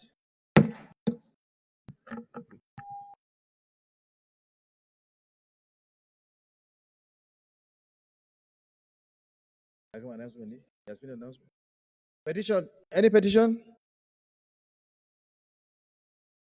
No petition. The leader of Senate. Thank you, Mr. President. Very distinguished senators of the Federal Republic of Nigeria. The first business of the day is the presentation of a bill standing in the name of most distinguished Senator Mongono Mohammed Tahir on the Nigerian Institute of Agricultural and Applied Economics Bill 2024 SB 273. Mr. President, you may wish to invite the Clerk of the Senate to read the short title of the bill. Clerk of the Senate. Mr. President, distinguished senators, Nigerian Institute of Agricultural and Applied Economics Bill 2024, SB 273, first reading. Distinguished colleagues, Nigerian Institute of Agricultural and Applied Economics Bill 2024, SB 273, first reading taken. Leader of the Senate. Mr. President, distinguished colleagues, the second business of the day is the presentation of a bill standing in my name on the Federal University of Agriculture, ABA, Akwa Ibom State Establishment Bill 2024, SB 675. Mr. President, you may wish to invite the Clerk of the Senate to read the short title of the bill. Clerk of the Senate. Mr. President, distinguished senators, Federal University of Agriculture, ABANG, Akwa Ibom State Establishment Bill 2024, SB 675, first reading. Distinguished colleagues, Federal University of Agriculture, ABAC, Akwa Ibom State Establishment Bill 2024, SB 675, first reading taken. Leader of the Senate. Mr. President, very distinguished colleagues, the third business of the day is the presentation of a bill standing in the name of most distinguished Senator Oshiomhole Adams on the National Minimum Wage Act Amendment Bill 2024 SB 676. Mr. President, you may wish to invite the Clerk of the Senate to read the short title of the bill. Clerk of the Senate. Mr. President, distinguished senators, National Minimum Wage Act Amendment Bill 2024, SB 676, first reading. May I, distinguished colleagues, National Minimum Wage Act Amendment Bill 2024, SB 676, first reading taken. Leader of the Senate. Mr. President, very distinguished colleagues, the fourth business of the day is the presentation of a bill standing in the name of most distinguished Senator Chukwu Chizoba Kelvin on the River Basins Development Authority Act Amendment Bill 2024, SB 677. Mr. President, We should may we to accord invite the him that Clerk of the privilege Senate to read the short title. as a stranger. Clerk of the Senate. Mr. President, distinguished senators, River Basins Development Authority Act Amendment Bill 2024, SB 677, first reading. Distinguished colleagues, River Basins Development Authority Act Amendment Bill 2024, SB President, 677, first reading. Very distinguished Leader of the Senate. senators, I rise, Mr. President, very distinguished colleagues, pursuant the fifth business of the day, Order 12, the presentation of our rules standing in the name of most distinguished Senator Izunaso Osita on the Federal Colleges of Education Act Amendment Bill 2024 SB 678. Mr. President, you may wish to invite the Clerk of the Senate to read the short title of the bill. Clerk of the Senate. Mr. President, distinguished senators, Federal Colleges of Education Act Amendment Bill 2024, SB 678, first reading. Distinguished colleagues, Federal Colleges of Education Act Amendment Bill 2024, SB 678, first reading taken. Leader of the Senate. Mr. President, very distinguished And colleagues, also, the sixth business of the day is the presentation of a bill standing in the name of most distinguished Senator Nwoye Tony on the Anti-Torture Act Amendment Bill 2024 SB 679. Mr. President, you may wish to invite the Clerk of the Senate to read the short title of the bill. Clerk of the Senate. Mr. President, distinguished senators, Anti-Torture Act Amendment Bill 2024, SB 679, first reading. I will release distinguished colleagues. Anti-Torture Act Amendment Bill 2024, SB 679, first reading taken. Leader of the Senate. Thank you, Mr. President and distinguished colleagues. The first order of the day is the second reading of the Federal College of Vocational and Technical Studies, NACA, Benue State Establishment Bill 2024, SB 665. Distinguished senators will recall that the bill was read for the first time in this hallowed chamber on Wednesday, 4th December 2024. Mr. President, you may wish to invite most distinguished Senator Titus Zam Datenga to move the motion for the bill to be read a second. Distinguished Senator Titus Zam. The Senate President, my dear colleagues, distinguished senators, my name is Senator Dr. Titus Tatengizam. I represent Benue Northwest Senatorial District, and I rise to present the lead debate on a bill for an act to establish the Federal College of Vocational and Technical Studies in Naka, Benue State, SB 665. Mr. President, my distinguished colleagues, it is with profound gratitude that I rise to lead the debate on the general principles of this very important bill. The bill, among other things, seeks to establish the Federal College of Vocational and Technical Studies, Naka, Benue State. It was read for the first time in these hallowed chambers on Tuesday, 10 December 2024. Distinguished senators, without any iota of contradiction, acquisition of vocational and technical skills is a major requirement for the economic viability and development of any given nation. Therefore, the establishment of this college will afford the teeming youth of this country who are unemployed the opportunity to acquire the requisite skills in order to contribute their quota to national development. It is noteworthy to mention that there is a high rate of unemployment in this country. And if Nigeria is desirous of combating the menace, we must, as a matter of priority, encourage technical skills acquisition as it is done in other jurisdictions to ensure that we align with global paradigm shift, especially now that artificial intelligence is taking over human activities in white-collar jobs. This is paramount as it will go a long way to check youth restiveness and other social vices in the country, thereby reducing insecurity.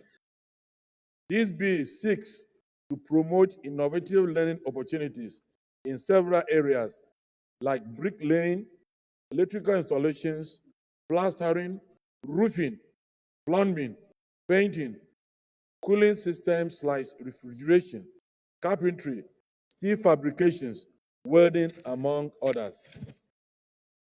Mr. President, my dear colleagues, this bill also demonstrates a renewed commitment to improving career and technical education with a view to ensuring that trainees are better equipped to succeed in the national workforce of our dear country. On this note, I humbly request my distinguished colleagues to support the expeditious passage of this bill because of its strategic relevance to the socio-economic and political development of this country. I thank you. Senator Odende. Thank you, Mr. President, my esteemed colleagues.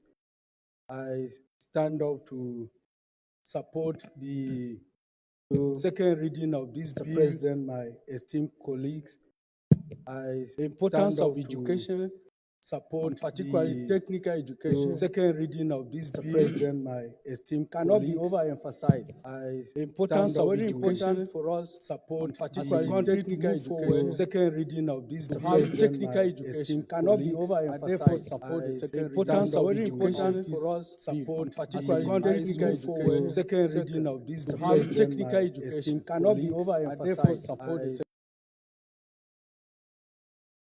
Professor Anthony Ani, Senator. Mr. President, distinguished colleagues, my name is Senator Professor Anthony Ani. I represent Ebonyi South. I want to first of all thank the presenter of this bill because to me, the bill is well crafted and the objectives were spelled out. We should note that vocational skills are very much needed among our youths, because when you talk of vocational and technical education, you are talking of education that is practically oriented. It is career in nature, and it prepares recipients, students, for specific jobs. It makes them to be better skilled. And this education to me stands between artisans and professionals. Therefore, those who may not have the opportunity or having higher education may utilize this opportunity to engage themselves in specific skills. Because traditionally, this form of education is non-academic, as it were, because students are judged based on their practical performances. And therefore, in strong terms, support this bill. And it is my desire and wish that every other member of this Hallowed Chamber will support this bill to go for this third reading. I so support, Mr. President. Thank you. The distinguished Senator Ashiru. Your Excellency, Mr. Senate President, I'm Senator Ashiru, representing of Kwara South, and I stand to contribute to this bill, very important bill. I am doing so because principally I am an architect, and I'm so much involved in the field of constructions. I discovered that Nigeria is undergoing a lot of problems today because of lack of trained artisans. We have a lot of jobs being taken over by our brothers in West Africa who are well trained in crafts. Most of the workers we have in Nigeria are not adequately trained, and we seem to disemphasize this.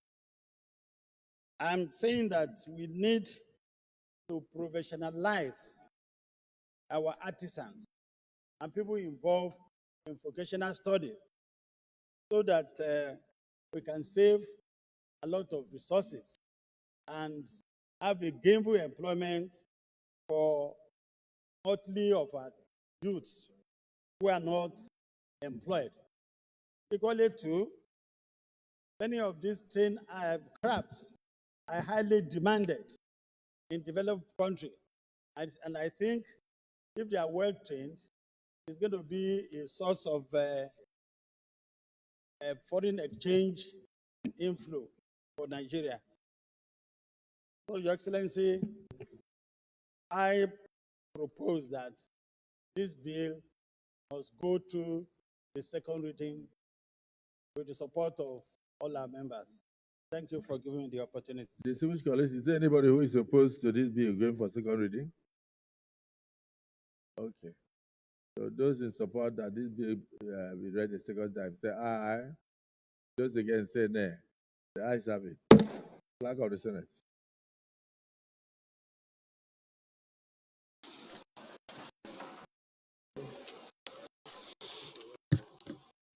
Mr. President, distinguished senators, a bill for an act to establish Federal College of Vocational and Technical Studies, NACA, Benue State, and for other related matters 2024, SB 665, second reading. Distinguished colleagues, A bill for an act to establish the Federal College of Vocational and Technical Studies, NACA, Benue State, and for other related matters, 2024. Second reading taken. This bill is now referred to the Committee on Education, Basic and Secondary. The report back in 6 weeks. Leader of the Senate. Mr. President, the second order of the day is the second reading of Federal University of Technology, Akure Teaching Hospital, Akure Establishment Bill 2024, SB 460. The esteemed senator will recall that the bill was read for the first time in this chamber on Wednesday, 25th May 2024. Mr. President, you may wish to invite Senator Adegbobinre Adeniyi Oyedele to move the motion for the bill to be read the second time.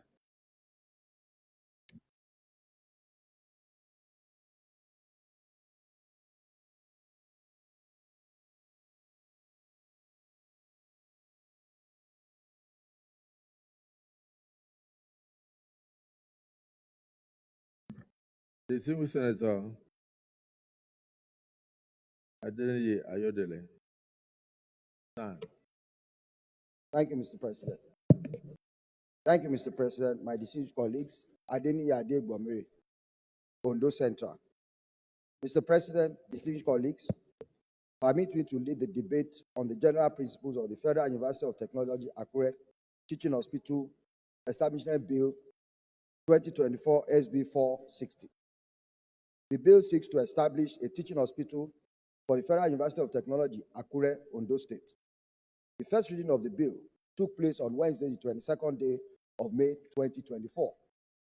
The Federal University of Technology, Akure, was established in 1981. In 2010, the National University Commission, NUC, gave final approval for the commencement of a course in medicine and surgery, MBBS program, by the Federal University of Technology, Akure, with effect from the 2020-2021 academic session. The program or course has since commenced. In order to obtain an MBBS degree in Nigeria, one has to spend approximately 3.5 years in a teaching hospital. The course duration itself is 6 years. The first year is spent in the Faculty of Science, studying physics, chemistry, zoology, and other general subjects. The preclinical years last for approximately 18 months, and success in the examinations after this qualifies the student to proceed to the clinical years, which is mostly spent in a teaching hospital. Federal University of Technology, Akure, first intakes into this medical and surgery program are now approaching the clinical years, which they have to spend in a teaching hospital. Unfortunately, Federal University of Technology, Akure, does not have a teaching hospital. This would, of course, have an adverse effect on the students presently studying medicine and surgery at FUTA.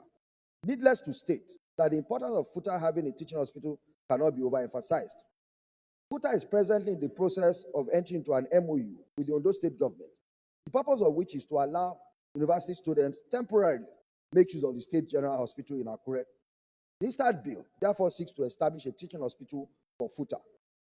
The teaching hospital, when established, shall have its composition, functions, and parts of the board as provided for in subsection 2 of section 1 of the University Teaching Hospital, Reconstruction of Boards, etc., Act 2, Cap 215, Laws of the Federation of Nigeria. May I also state that about a week ago, the federal government, upon the directives of Mr. President Asiwaju Bola Ahmed Tinubu, GCFR, mandated the Federal Ministry of Health to carry out an on-the-spot assessment of the proposed site for the construction of the FUTA Teaching Hospital and the facility at the State General Hospital, Akure.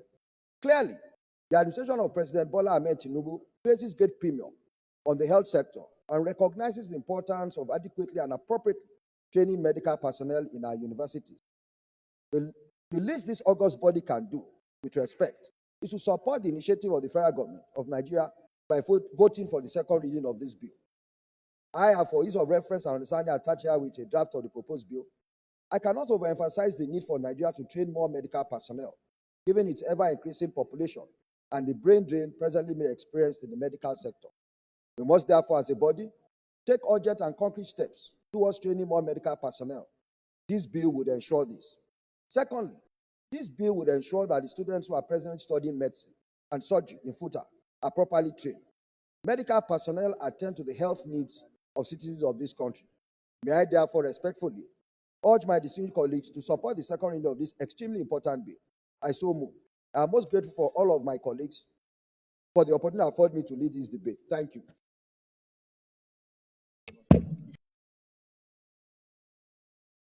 Professor of War, Jimo Ibrahim, distinguished senator. Mr. Senate President, my very distinguished colleagues, my name is Jimo Ibrahim Foronshaw, representing Ondo South Senatorial District of Ondo State, right to support the motion ably moved by the Senior Advocate of Nigeria and most distinguished Senator Adini Ayodele Adebomire, who represent Ondo Central District in respect of the establishment of Federal University of Technology Akure Teaching Hospital, Establishment Bill 2024 SB 460. I move to second this motion in absolute terms, and I will rather defer my comments to when the debate is fully alive. Mr. Senate President, my very distinguished colleagues, I hereby second this motion as stated. Thank you. God bless you all.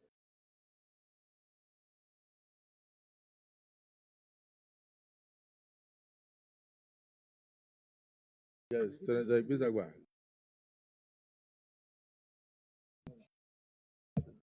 Mr. President and my very distinguished colleagues, I rise to support the bill proposed by my colleagues, Senator Adeniyi Ayodele Adegbomire, SAS. In the first place, this is a transformative and developmental bill to the people of Ondo State.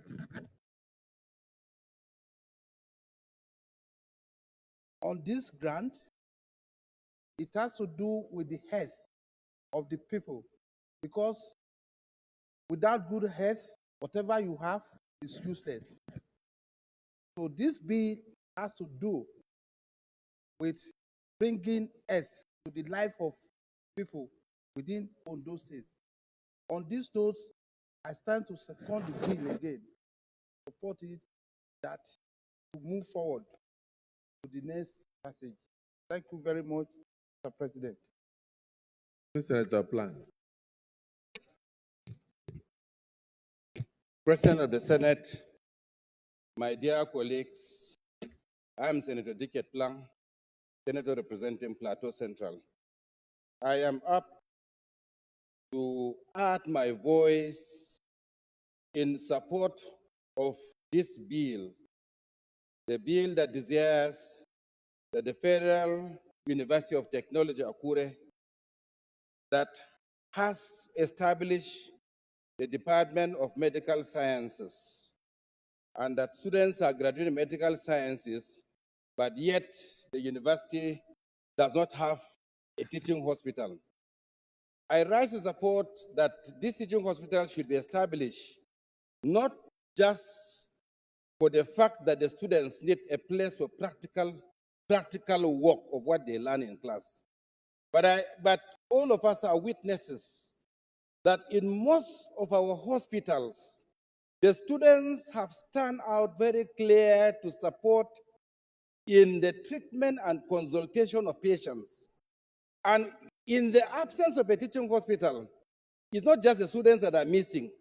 The students are missing, and subsequently the community is missing. Because when you have a teaching hospital and you have students undergoing their practical in the teaching hospital, the society ends up gaining. So establishing this teaching of hospital, apart from the fact that it will help to consolidate learning by the students, the society, the immediate community will benefit. So the establishment of this it should be supported by all of us, and I pray that this bill should not stay too long after passing the second reading. It should be brought back, and I hope that it would be ascended so that the people of Akure and environ will enjoy the services of our student doctors, and subsequently our students will be well learned. Thank you for the opportunity to contribute. Distinguished colleagues, is there anybody opposed to teaching hospital being established in Federal University of Technology? Any opposition? In the absence of that, you may wish to move a motion for it to be read a second time.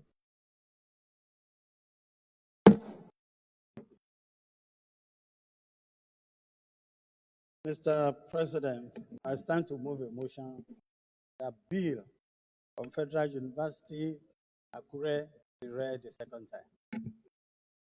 I know, Silvio. Mr. President, I rise to second the motion that the bill be read a second time. I so second. Distinguished colleagues, the motion has been moved and seconded. Those in support that this bill be read a second time say aye. Those against say nay. The ayes have it. Clerk of the Senate.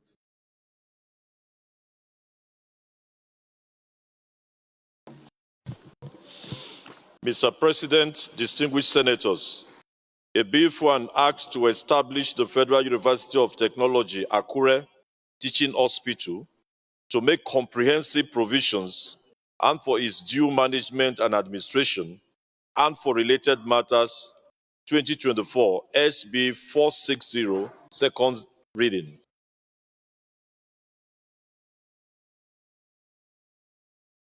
Distinguished colleagues, a bill for an act to establish the Federal University of Technology, Akure Teaching Hospital to make comprehensive provisions for its due management and administration and for related matters 2024 SB 460, second reading taken.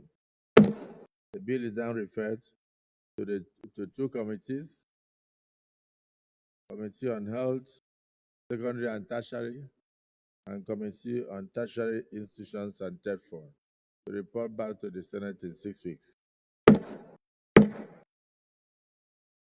Leader of the Senate. Mr. President, the fourth order of the day is presentation and consideration of reports of the Committee on Ethics, Privileges, and Public Petition in respect of 1. Petition from Mr. Uwalaka Peter Ebere against the Office of Auditor General of the Federation for alleged impropriety and oppressive action. Is it?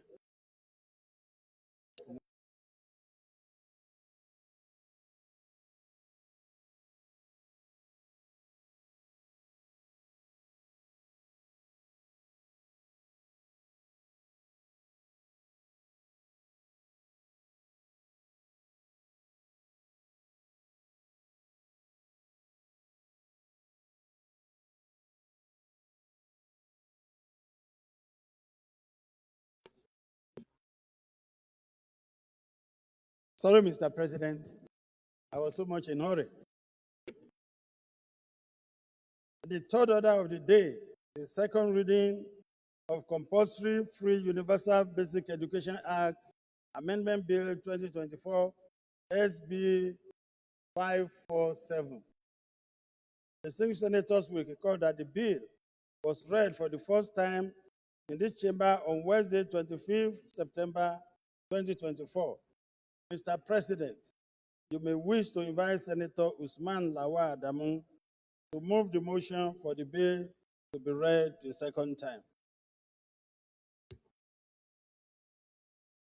Distinguished Senator Usman Lawal Adamu. Mr. President, distinguished colleague, my name is Senator Lawal Adamu Usman, representing the good people of Kaduna Central. I rise to lead the debate on the compulsory basic education. Mr. President, distinguished colleagues, permit me to lead the debate on the general principle, the Compulsory Free Universal Basic Education Act 2004, Amended Bill 2024. This bill was read the first time on 24 September 2024. The UBE got a legal backing in 2004 with the Compulsory Free Universal Basic Education and Other Related Matters Act 2004.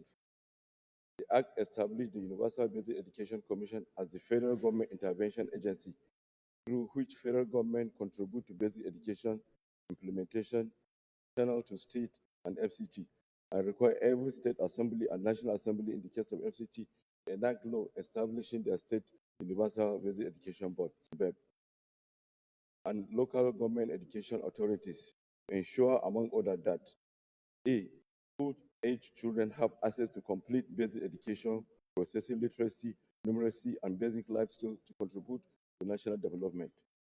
B, basic education teachers have equally training with a minimum of the Nigerian Certificate in Education, NCE, and basic education school have conducive teaching and learning environment, and all categories of learners are provided equitable, ample opportunity irrespective of their status, gender, and socio-economic background. Mr. President, my distinguished colleague, the Senate Committee on Education, Basic and Secondary at a retreat on 6 July 2004 on the mandate, activities, progress, challenges, and review of the Enabling Act of the Universal Basic Education Commission, organized by the Commission and with other critical stakeholders in attendance. The retreat revealed that the Compulsory Free Universal Basic Education Act enacted in 2004 is enacted and not intended with the political and social economic realities of the time, but has received any amendment since it enacted. The bill is indeed being sponsored by all members of the committee, Mr. President. The amendment of the UBEC Act is therefore predicted on the argument need to overhaul the basic education sector, address an overwhelming impending need in basic education, bringing the Act in tandem with realities of the time, and address the identify key issues, challenges hindering the successful implementation of the universal basic education in Nigeria by the Universal Basic Education Commission, UBEC, as issue of out-of-school children, about 20.5 million UNESCO estimate 2022. Non-inclusion of early child care development and education, which are crucial aspects of children's lives that lay foundation for their future growth and success.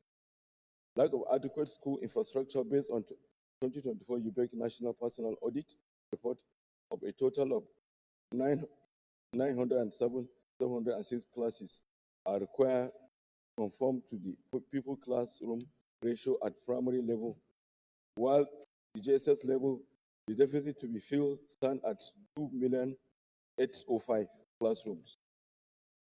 Inadequate and low access to funding, such as non-allocation of additional funds for basic education by most states, but reliance only on the intervention by the federal government without matching it with the financial support, thereby eroding and stranded in public schools. Delay in release of allocated funds causing late implementation of the program. Failure by the state to assess the or utilize grant due to inability, unwillingness, or refusal to pay their 50% counterpart funding. Total amount of unassessed matching grant due to state between 2005 and 2018 was over 72 billion. This backlog 2005-2018 unassessed fund was cleared following the presidential directive in 2019 that counterpart funding outstanding against the state should be deducted from their parties refund and credited to UBEC account, and thereafter state could assess their matching grant. To note that the period of idleness of fund witnessed huge gap in schools infrastructure and instructional material provision from 2019 to November 30, 2023. The unassessed matching grant has accumulated to 22 billion 790 280 908.7. The affected following funds to accumulate and remain unassessed include decrease in value of unassessed funds due to inflation, increase in level of dilapidation of school infrastructure, which require huge resources to fix, and keep funding for any unutilized for more than 2 years is against the principle of public accountability. Inadequate comprehensive sanction available to the Commission under the UBEC Act to enforce regulations, policies, and strategies basic education under the UBEC Act is a right and of the Nigerian Child Section 1 UBE Act 2004, the African Charter on Human Rights and People Rights Cap A9, Laws of the Federation of Nigeria 2004 also makes education of Nigerian child a right under Article 17. It is therefore authoritative that the UBEC Act contains provision sanctions states that do not provide the necessary infrastructure, conducive environment for basic education delivery. Gap in the Act on how the UBEC intervention fund can be disbursed directly to local government, even though the Act provides for the establishment of local government education authority in each local government and assign them roles and responsibility in the UBEC implementation. Currently, funds are disbursed to states through their SUBEB, and the bond determine how to utilize the fund. It should be noted that the local government are responsible for primary education provision, and given the financial autonomy to local government by this amended constitution, it is therefore necessary that a percentage of the intervention fund be disbursed directly to the local government through their local government education authorities. The application of the agreed sharing formula by the Federal Executive Council, which does not empower UBEC to intervene directly, invest or otherwise utilize the funds that have not been assessed by the state, except by approved sharing formula. Mr. President, distinguished colleagues, in order to address those issues, the bill seeks to amend the following section of the Act. 1. Amendment Section 214 of the Principal Act to include early child care development and education to right to a child compulsory free universal basic education. Increase the scope stakeholder for compliance and fine for non-compliance. B. Amendment Section 3 of the Principal Act for free services in public early child care development, education, increase in fine for non-compliance, and inclusion of local government education authority as an enforcement of authority. C. Amendment Section 7.2 of the Principal Act to substitute the membership of commission to be appointed by the President on the recommendation of the Minister of Education for clarity. D. Amendment Section 9 of the Principal Act to strengthen the function of the Commission for swift implementation of its mandate to ensure that the grant to state, local government, and other relevant agencies implementing the UBEC adhere strictly to approved formula as provided in the Act. E. Amendment Section number 11 of the Principal Act to increase the funding of the compulsory free universal basic education in Nigeria from 2% to 5% of the consolidated revenue fund related in formula for the application of fund, provide for the future of the grant by state or for future to assess failure to assess the grant and how to utilize the forfeited grant. F. Amended Section 16 of the Principal Act to bring short title in tandem to the amendment proposed. Mr. President, my distinguished colleague, in line with Order 17 rules of 3 of the Senate Standing Order 2004 as amended and without prejudice to the provision and financial implication of the bill, if amended,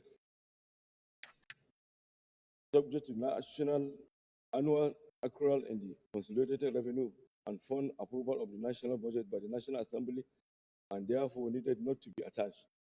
Mr. President, distinguished colleagues, I therefore passionately solicit your support in considering and passage of this bill, which seeks to amend the Principal Act to enable the early child care development and education strengthen states to meet their commitment to the federal government block grant and enable states and the Universal Basic Education Commission fully implement and actualize the compulsory and free universal basic education for all children of primary and junior secondary school age in Federal Republic of Nigeria. I thank you, Mr. President, and distinguished colleagues.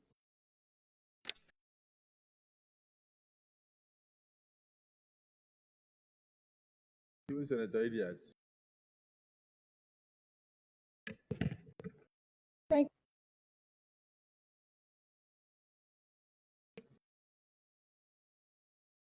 Senate will recall that a while ago, I presented a bill, an amendment to the UBEC bill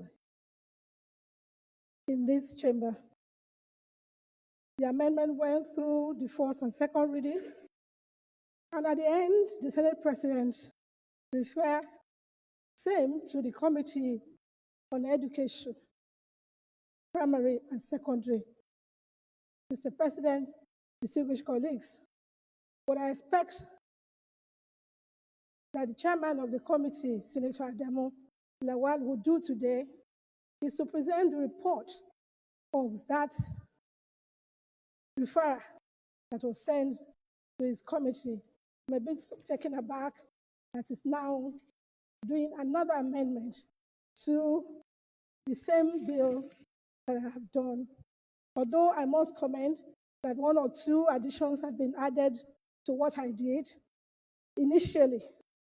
So may I call on the Senate President, I don't know, the leader, to please make a clarification of the chairman himself on why this should be so.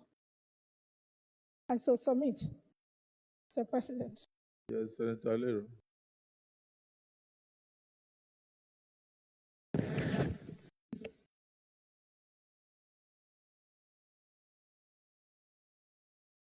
Mr. President, my distinguished colleagues, Muhammad Adam Alero, my name, I represent Kebbi Central. Mr. President, distinguished colleagues, I rise to lend my support to this very important bill for 4 or 5 reasons. Number one, the number of out-of-school children in Nigeria is staggering. We have well over 20 million out-of-school children that are supposed to be in school. And unfortunately, the various governments are supposed to cater for them and not doing so. Mr. President, distinguished colleagues, we are the only country in the world that have this staggering number. Not even countries like Afghanistan, poor countries like Niger Republic, our neighbor, they don't have this kind of number, even though they don't have our population. So I support fully the proposals in this bill. Number one, we have to ensure that states utilize their allocation given to them by UBEC. Mr. President, I consider it's very negligent on the part of the state to allow their allocation to stay for over 4 or 5 years. And when they have need for this money to be used to establish nursery schools, primary schools, and even junior secondary schools. That is what universal basic education is all about. And Mr. President, with your permission, I want to quote Section 18 of the Constitution of the Federal Republic of Nigeria to underscore the importance of this bill. With your permission, Mr. President, I read, government shall direct its policy towards ensuring that there are equal and adequate educational opportunities at all levels. It went on to say that government shall strive to eradicate illiteracy, and to this end, government shall, as and when practicable, provide free, compulsory, and universal primary education, free secondary education, free university education, and free adult literacy program. Mr. President, government at all levels are responsible for providing education, whether it is primary school they're talking about, or secondary school, or even university. And in particular, primary education and nursery education is supposed to be the responsibility of local government, as per the 1999 Constitution as amended. And I support fully that whatever is standing in favor of the state for Universal Basic Education Fund, if that state fails to give 50% of that amount, the track allocation should deduct that amount from the local government education, sorry, from the local government allocation. I come back again, Mr. President. If the state refused to give its counterpart funding of 50%, then the Ministry of Education, so the Ministry of Health, will deduct the local government allocation to fund that 50%. This is what this bill is saying, and I fully support that. And in that case, funds will not stay unutilized. Mr. President, I also support the increase from 2% of the consolidated revenue fund of the Federation to 5% to fund universal basic education. If we do so, it will significantly reduce the number of out-of-school children in the whole country. Perhaps maybe after 5 to 6 years, we're not going to have that number anymore. So, Mr. President, this is a very good initiative. This is one of the best bills that can be passed by this hallowed chamber. I fully support and endorse and recommend it to all my colleagues. Thank you. Well, distinguished colleagues, I don't think anybody is opposed to this bill. Senate Leader, you may wish to move a motion for the bill to go for second reading. Well, thank you, Mr. President. Very distinguished colleagues. Her Excellency, distinguished Idiat Adebule, made an observation, and mine is to clarify that it is a fact that she brought a bill for amendment in this regard. It's also a fact that the bill was read for the first time, for the second time, and was actually referred to the Committee on Basic Education. My humble suggestion in this regard will be to implore the Senate to direct that the two bills be consolidated so that we can proceed with further consideration of the bill. And with respect to the bill sponsored by distinguished Senator Lawa, I want to say that I don't see any one of us being opposed to the bill, except to add with a note of caution that Section 18 of the Constitution, ably cited by His Excellency, most distinguished Senator Adamu, is under Chapter 2 of the 1999 Constitution as amended, which, as of yet, remain non-justiciable. You know, and of course, when it comes to talking about them in terms of educational objectives, it's fine for us to be able to cite such provision. So, in all, may I move that the two bills consolidate. Thank you. Minority Leader. Thank you, Mr. President. I think that is appropriate in the circumstances, but to also note that the committee had earlier actually laid a report of the bill sponsored by distinguished Senator Idiat. But at the same time, I think this Senate has the power to say that since there are some similarities in the two bills, that these two bills be consolidated so that we don't make too many laws for just the same subject. I therefore second the motion that the two bills be reviewed and consolidated. I still second. Distinguished colleagues, the motion has been moved and seconded that we do consolidate and read the current bill and allow the current bill to pass through second reading.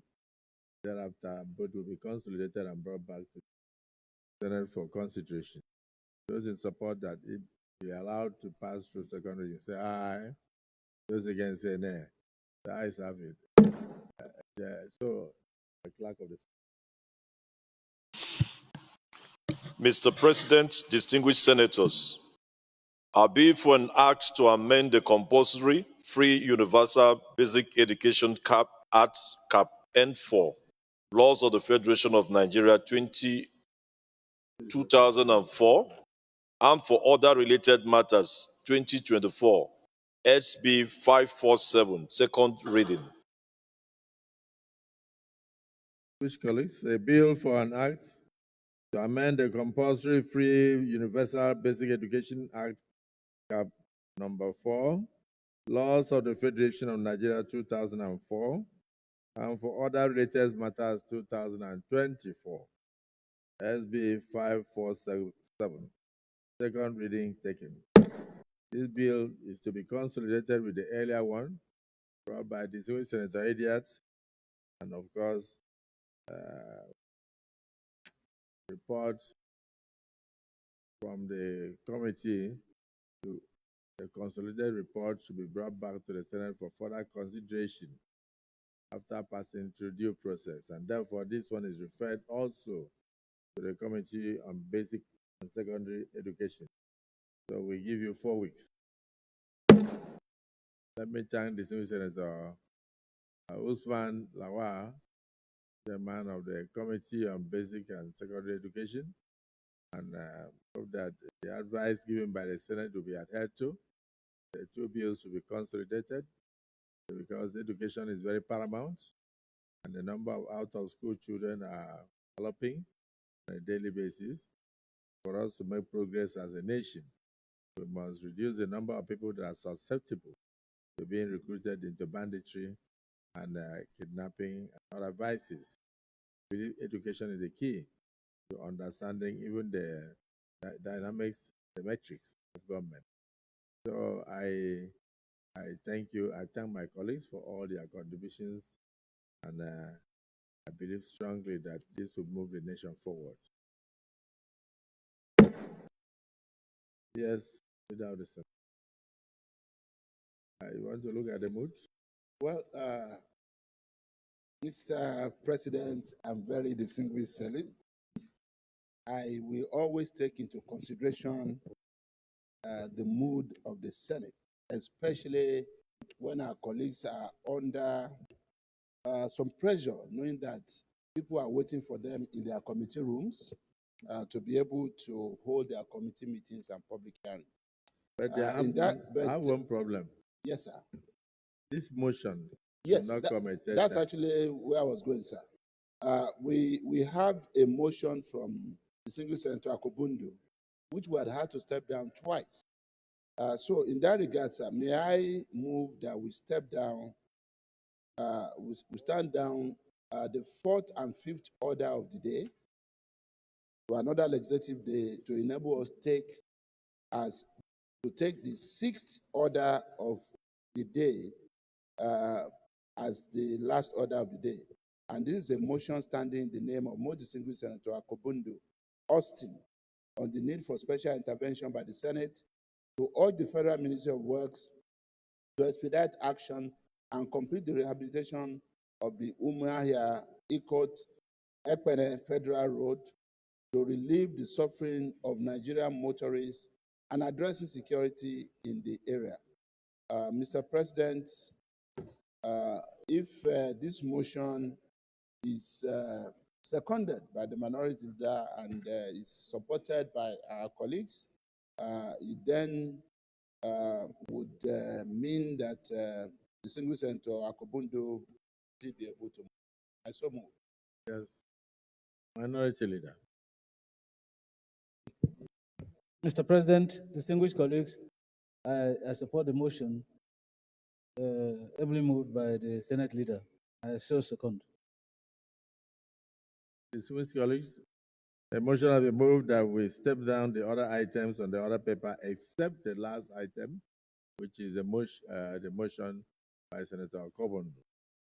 And those in support of this motion have moved and seconded. Say aye. Those against say nay.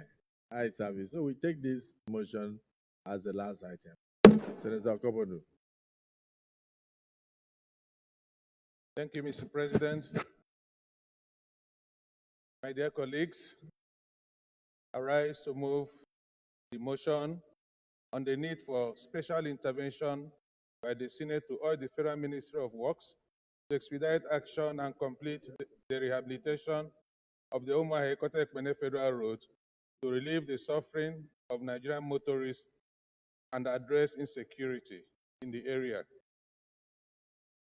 The Senate notes that the Umuahia-Ekotepene Road, a major link between Abia State and Akwa Ibom State through Ikwano local government area, has been in a deplorable state of disrepair for over 30 years. Also notes that despite efforts by successive governments at both the federal and state levels to provide remedial interventions, the road has remained in poor condition for reasons that appear inexplicable.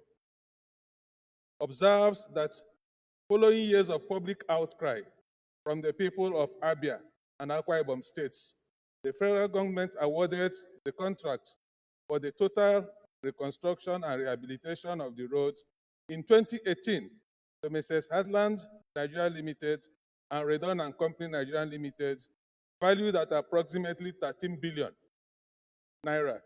Subsequently, funding for the project was transferred to the NMPC under the tax credit initiative. Aware that Mrs. Heartland Nigeria Limited and Redon and Company Nigeria Limited have since commenced work on the first phase of the project. However, the pace of work has been extremely slow. Many dilapidated portions of the road have further deteriorated due to the last rainy season, rendering them impassable and creating significant hardship for motorists and traders commuting both Abia and Akwa Ibom states. Residents of Ikwano local government in Abia State Senatorial Districts, Abia Central Senatorial District, have also been left in a state of despair. Further aware that the issue of slow pace of work on this road was raised during the debate on the 2024 appropriation bill last year, yet no significant progress has been made. Conscious of the economic consequences of the delay in completing the project on the people of Abia and Akwa Ibom states, who rely on this road daily for commuting, trade, and other activities. Worried that unless urgent measures are taken by the federal government to repair the failed sections of the road during this dry season, the road will be completely cut off during the next rainy season. This would exacerbate the sufferings of the people and motorists who depend on this vital link between Umuahia in Abia State and Ekotepene in Akwa Ibom State. It would also further hinder transporters traveling this route daily from Cross River, Akwa Ibom, Abia, Onitsha, and Lagos. Consequently, the Senate resolves to 1.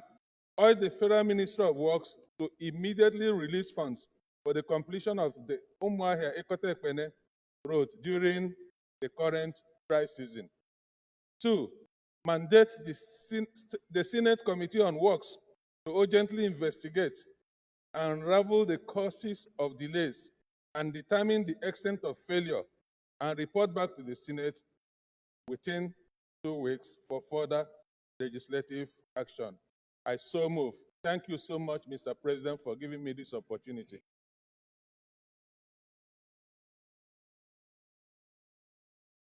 Senator Ojus Okalo.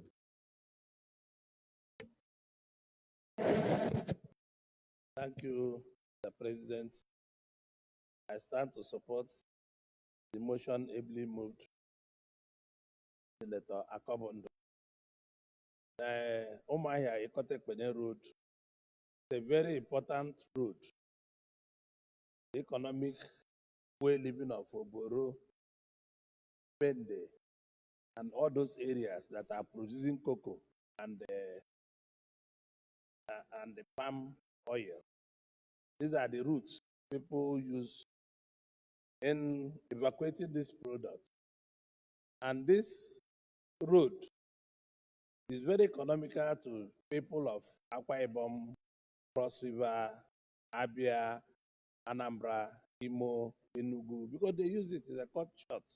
Instead of going to Aba, they use this road to just get straight to Ikotekpene and Ikotekpene to Cross River. And this is even Mr. President's own senatorial district. Mr. President ought not to keep quiet in this thing. Mr. President is supposed to take it very serious because his senatorial district is adjoining to Senator Komodo's senatorial district.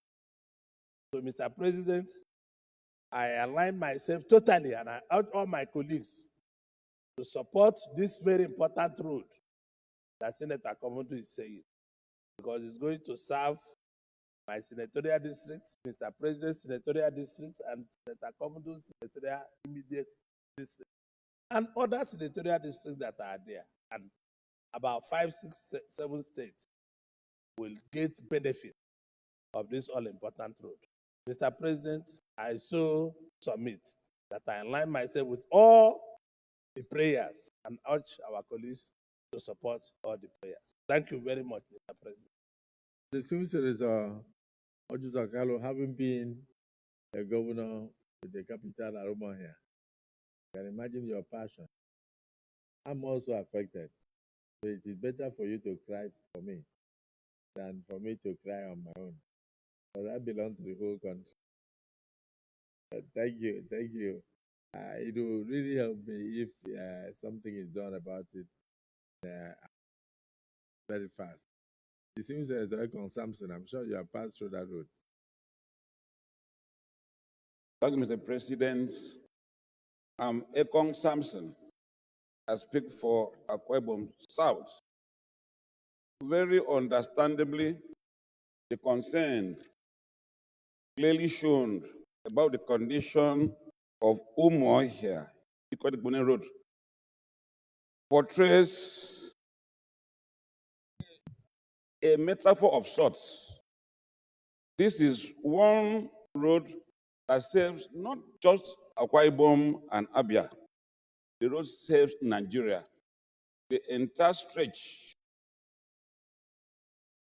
hosts huge traffic, volumes of traffic daily that drives business through vast districts in this country. And beyond the importance of this road is that centrally, this road leads to the hometown of our dear Senate President, who has served this country very well. Some time back, I raised attention about the condition of Calabar Itu. At a time that the country appreciates the contributions of our Senate President, between Aba and Ikotekpene, there's agony about the condition of the road. It will be well done and clearly stated if Ikotekpene Umuahia Road is done. This will clearly show respect to our Senate President. The country will applaud if Ikotekpene Aba Road is fixed. It will also be a huge tribute to our Senate President who has done well for Nigeria, as well as the huge traffic that applies those major roads daily.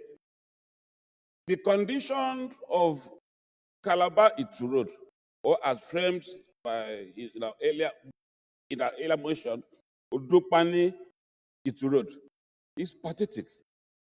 And these are major pathways that help to drive the economy of this country. So this motion has been well framed. It's a current call that we must look at the Southeast and the South-South, not just out of respect for our Senate President, who is doing very well for Nigeria, but as a response to the yearnings, to the agony of a lot of people in Akwa Ibom, Abia, and the rest of this country. So on behalf of Akwa Ibom South, my humble self, Ekong Samson, I stand tall to support this motion as framed and canvassed. It will bring relief to a lot of people, to the traffic that makes use of this important road. Thank you. Thank you. Let me invite the governor's maker and Southeast kingmaker, distinguished Senator Victor Ome, who has had the privilege of producing about 4 governors so far. And I hope all of them are loyal. And he also represented the Senate at the tax reform roundtable organized by Niels earlier today. So you know more here. I think it's still the capital of Abia State. It's capital of Abia State. Nobody can reach that place. You know Aba, the commercial capital of Abia State. Nobody can reach that place from the area. And then the same way, Calabar, we can't. So actually, Akwa Ibom is cut off. Without the airport that I did, Akwa Ibom people would never have been able to reach Nigeria, the rest of Nigeria. So it's only through the air that we can reach the rest of Nigeria. Abai Iktarikpene Road, 39 years, now 41 years, nobody has passed. Umuahia, totally gone. Calabar to road, now we pass through the water. So many people are drowning between Oron and Calabar. This is something that was brought to an end in 1975 under the then administration of Brigadier General Eswene. So it's something that somebody will say, oh, Senate President is from there. Then I'll answer them, go and watch the Spanish play. The rich also cry. Say something. Thank you, Mr. President. My name is Senator Victor Ume. I represent Anambra Central Senatorial District. Mr. President, I have to rise on your recognition to speak on this road. It's because it's a road I've used several times in the past and in the present time. This Umuahia Ikotekmene road is very important economic road, not just because of people from there, like you, the uncommon Senate President. This road serves very, very critical purpose of connecting the southwest to the southeast to south-south through Akwa Ibom, Cross River, Calabar. It's a major corridor and is a link road. If you look at the other roads, Abato Ikotekmene to Dukpani to Calabar, they now connect this Umuahia Ikotekmene, then Umuahia to Aba. It's a triangle. It's a triangle. And we have so much traffic on this road because of the economic activities through that road to the Calabar Free Export Processing Zone and other things. We have debated this on the motion brought by Senator Sokwo. Calabar, Udukbani, Itu Road, then connecting Ikorekpene to Umuahia, then to Aba. If we're able to do these 3 roads, or 2 roads, Calabar to Aba through Ikorekpene, and then Ikorekpene to Umuahia, you will save the commuters and transporters so much.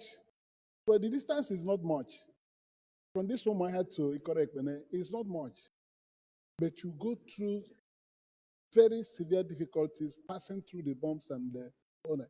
A serious contractor can finish this job in less than 12 months. And these vehicles will move. From the public hearings we have had on the Calabar Odukpani road last week, if these roads are done, business activities will move with greater speed than what we presently see. The high cost of moving goods through this road is enormous. So I pray that everybody will see this, not just because of people around the road, it's because of the service this road renders to the general Nigerian public. Things move from there to Edo State. Things move through this road to the whole of Southeast and sometimes down to Lagos. So looking at the prayers, I personally support that money, special money should be found somewhere, because these roads have contracts on them already with contractors, and they don't perform. Being that some of them don't receive money, this Ikore Ekpene Umuahia road must be suffering poor funding. So I support this and believe that if this road is done, going to Uyo or Calabar from my own axis will be so easy. We can leave on time and get there on time. And goods can move from their bases to wherever they're going with less difficulty. So I thank Austin Akobundu. I traveled through this road with him one day. Austin, you're not listening. I traveled through this road with you. No, speak to the and speak to the Senate. And we experienced the bad road together. So that's why I said I must support this motion to underscore the seriousness it deserves. Thank you, Mr. President. Thank you. Azuko, just 1 minute because of time.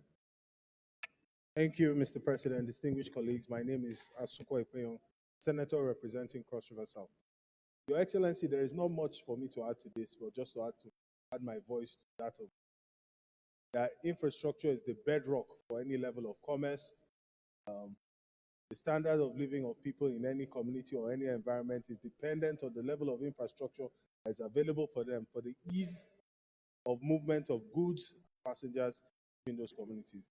We all know how vital Aba and Ikotekpene is to the artisan industry of this country, small and medium enterprise. That road, that linkages create an artery for the movement of cargoes and people. It is imperative that not just because our Senate President is from that region, not just because Senator Akibodu is from that region, but because the people of this country who are taxpayers are from that region. We have to put it as a top priority. And it flows from the motion that was moved in this Senate about the Odukpani road, because that serves as also an exit corridor along the route. It is important that this Senate, in fact, this National Assembly takes it as a top priority. Thank you, Mr. President. And thank you, Senator. Thank you. There is nobody opposed to this motion. So we look at the prayers. Prayer 1, urge the Federal Ministry of Works to immediately release funds for the completion of the Umuahia-Ikotekpene road during the current dry season. Those in support of this prayer amendment, yes, Senator Ashiru. Mr. Senate President, I wish to amend it to immediately arrange for funding. Because when you say release, if the money is not available, nothing will be released. And make make sufficient appropriation in 2025 budget. So, urge the Federal Ministry of Works to immediately arrange funding sources for this road and make appropriate arrangement for release of the funds on time to enable any contractor take advantage of this price. Any seconder? Yes, Senator Sitangu. Yeah, thank you, Mr. President. Sitangu, Enugu West. Mr. President, I second the motion as moved by the deputy leader. I so second. Thank you. Prayer 1 has been amended to urge the Federal Ministry of Works to immediately arrange funding for this road to release same for the completion of the Umuahia Ikari Road to take advantage of this dry season. Those in support of prayer one as amended say aye. Those against say nay. The ayes have it. Prayer two, mandate the Committee on Works to urgently investigate and unravel the causes of delays and to determine the extent of failure and report back to the Senate within 2 weeks for further legislative action. Those in support of prayer two say aye. Amendment, yes. Is this Senator Moro? Mr. President, distinguished colleagues, I want to ask that prayer 2 be expunged on the strength of the fact that prayer 1 has captured everything that is required on that road. Having urged the Federal Ministry of Work to mobilize funds and release same for the completion of the releasing, it will be like putting the cart before the horse to say, do investigation.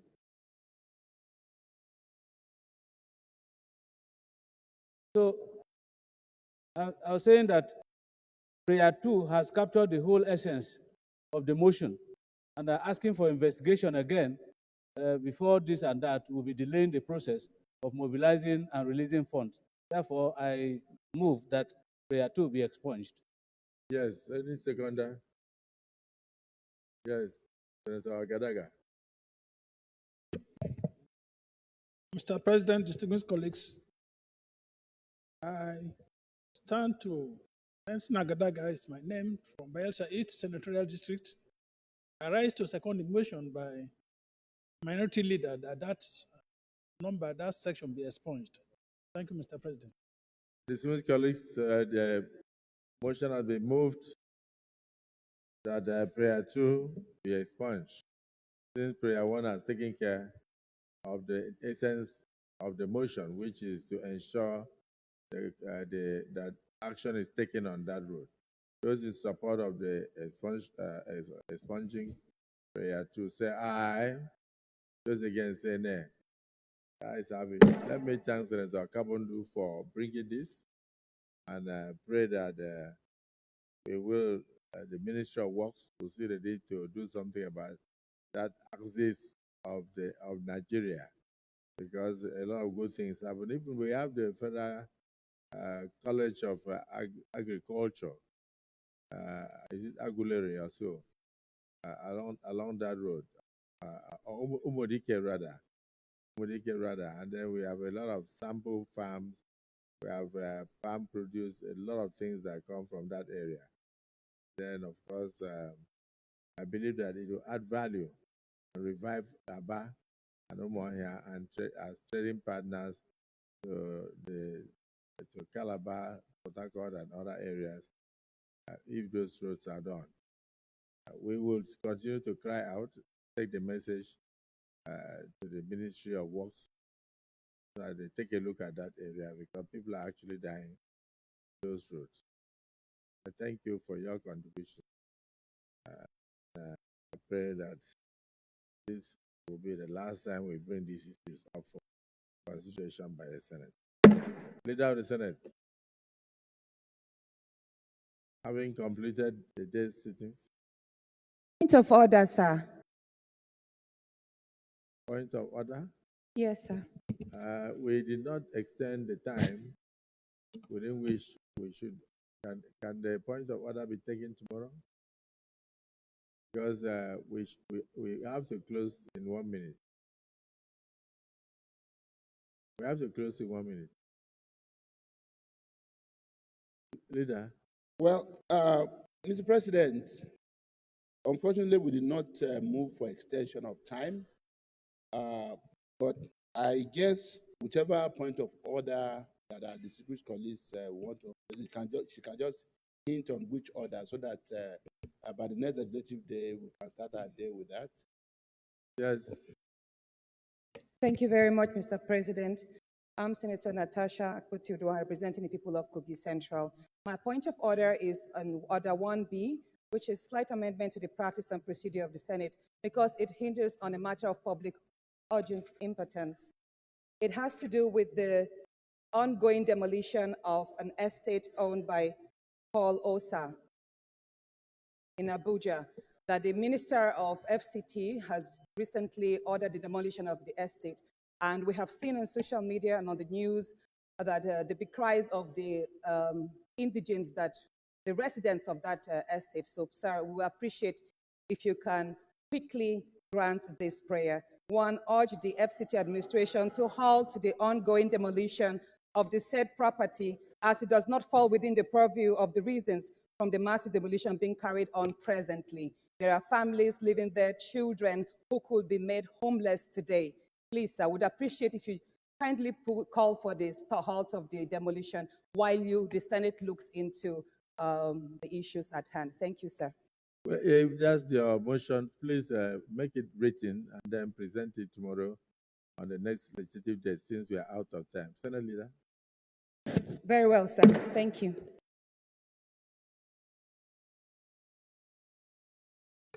Well, Mr. President, I thank you for your ruling. But let me also inform that the senator representing FCT, distinguished Senator Ireti Kinjibe, had also hinted, I know she discussed this with you and discussed with the leadership there. So perhaps the two be consolidated, against tomorrow morning, so that we don't have two different points of order on the same subject matter of public importance. Having said that, Mr. President, let me just say that having concluded what we have on today's order paper, that the Senate now do stand adjourned till Thursday, the 12th day of December 2024. I so move, Mr. President. Minority Leader. Mr. President, I second the motion heavily moved by the Senate Leader that the Senate adjourns plenary for the next legislative day, which is tomorrow, the 12th of December 2024. I so second. Dismissed colleagues, the motion has been moved and seconded. Those who are in support of the adjournment to tomorrow, 12th day of December 2024, say aye. Those against say nay. The ayes have it. The Senate stands accordingly adjourned to 11 a.m. prompt tomorrow.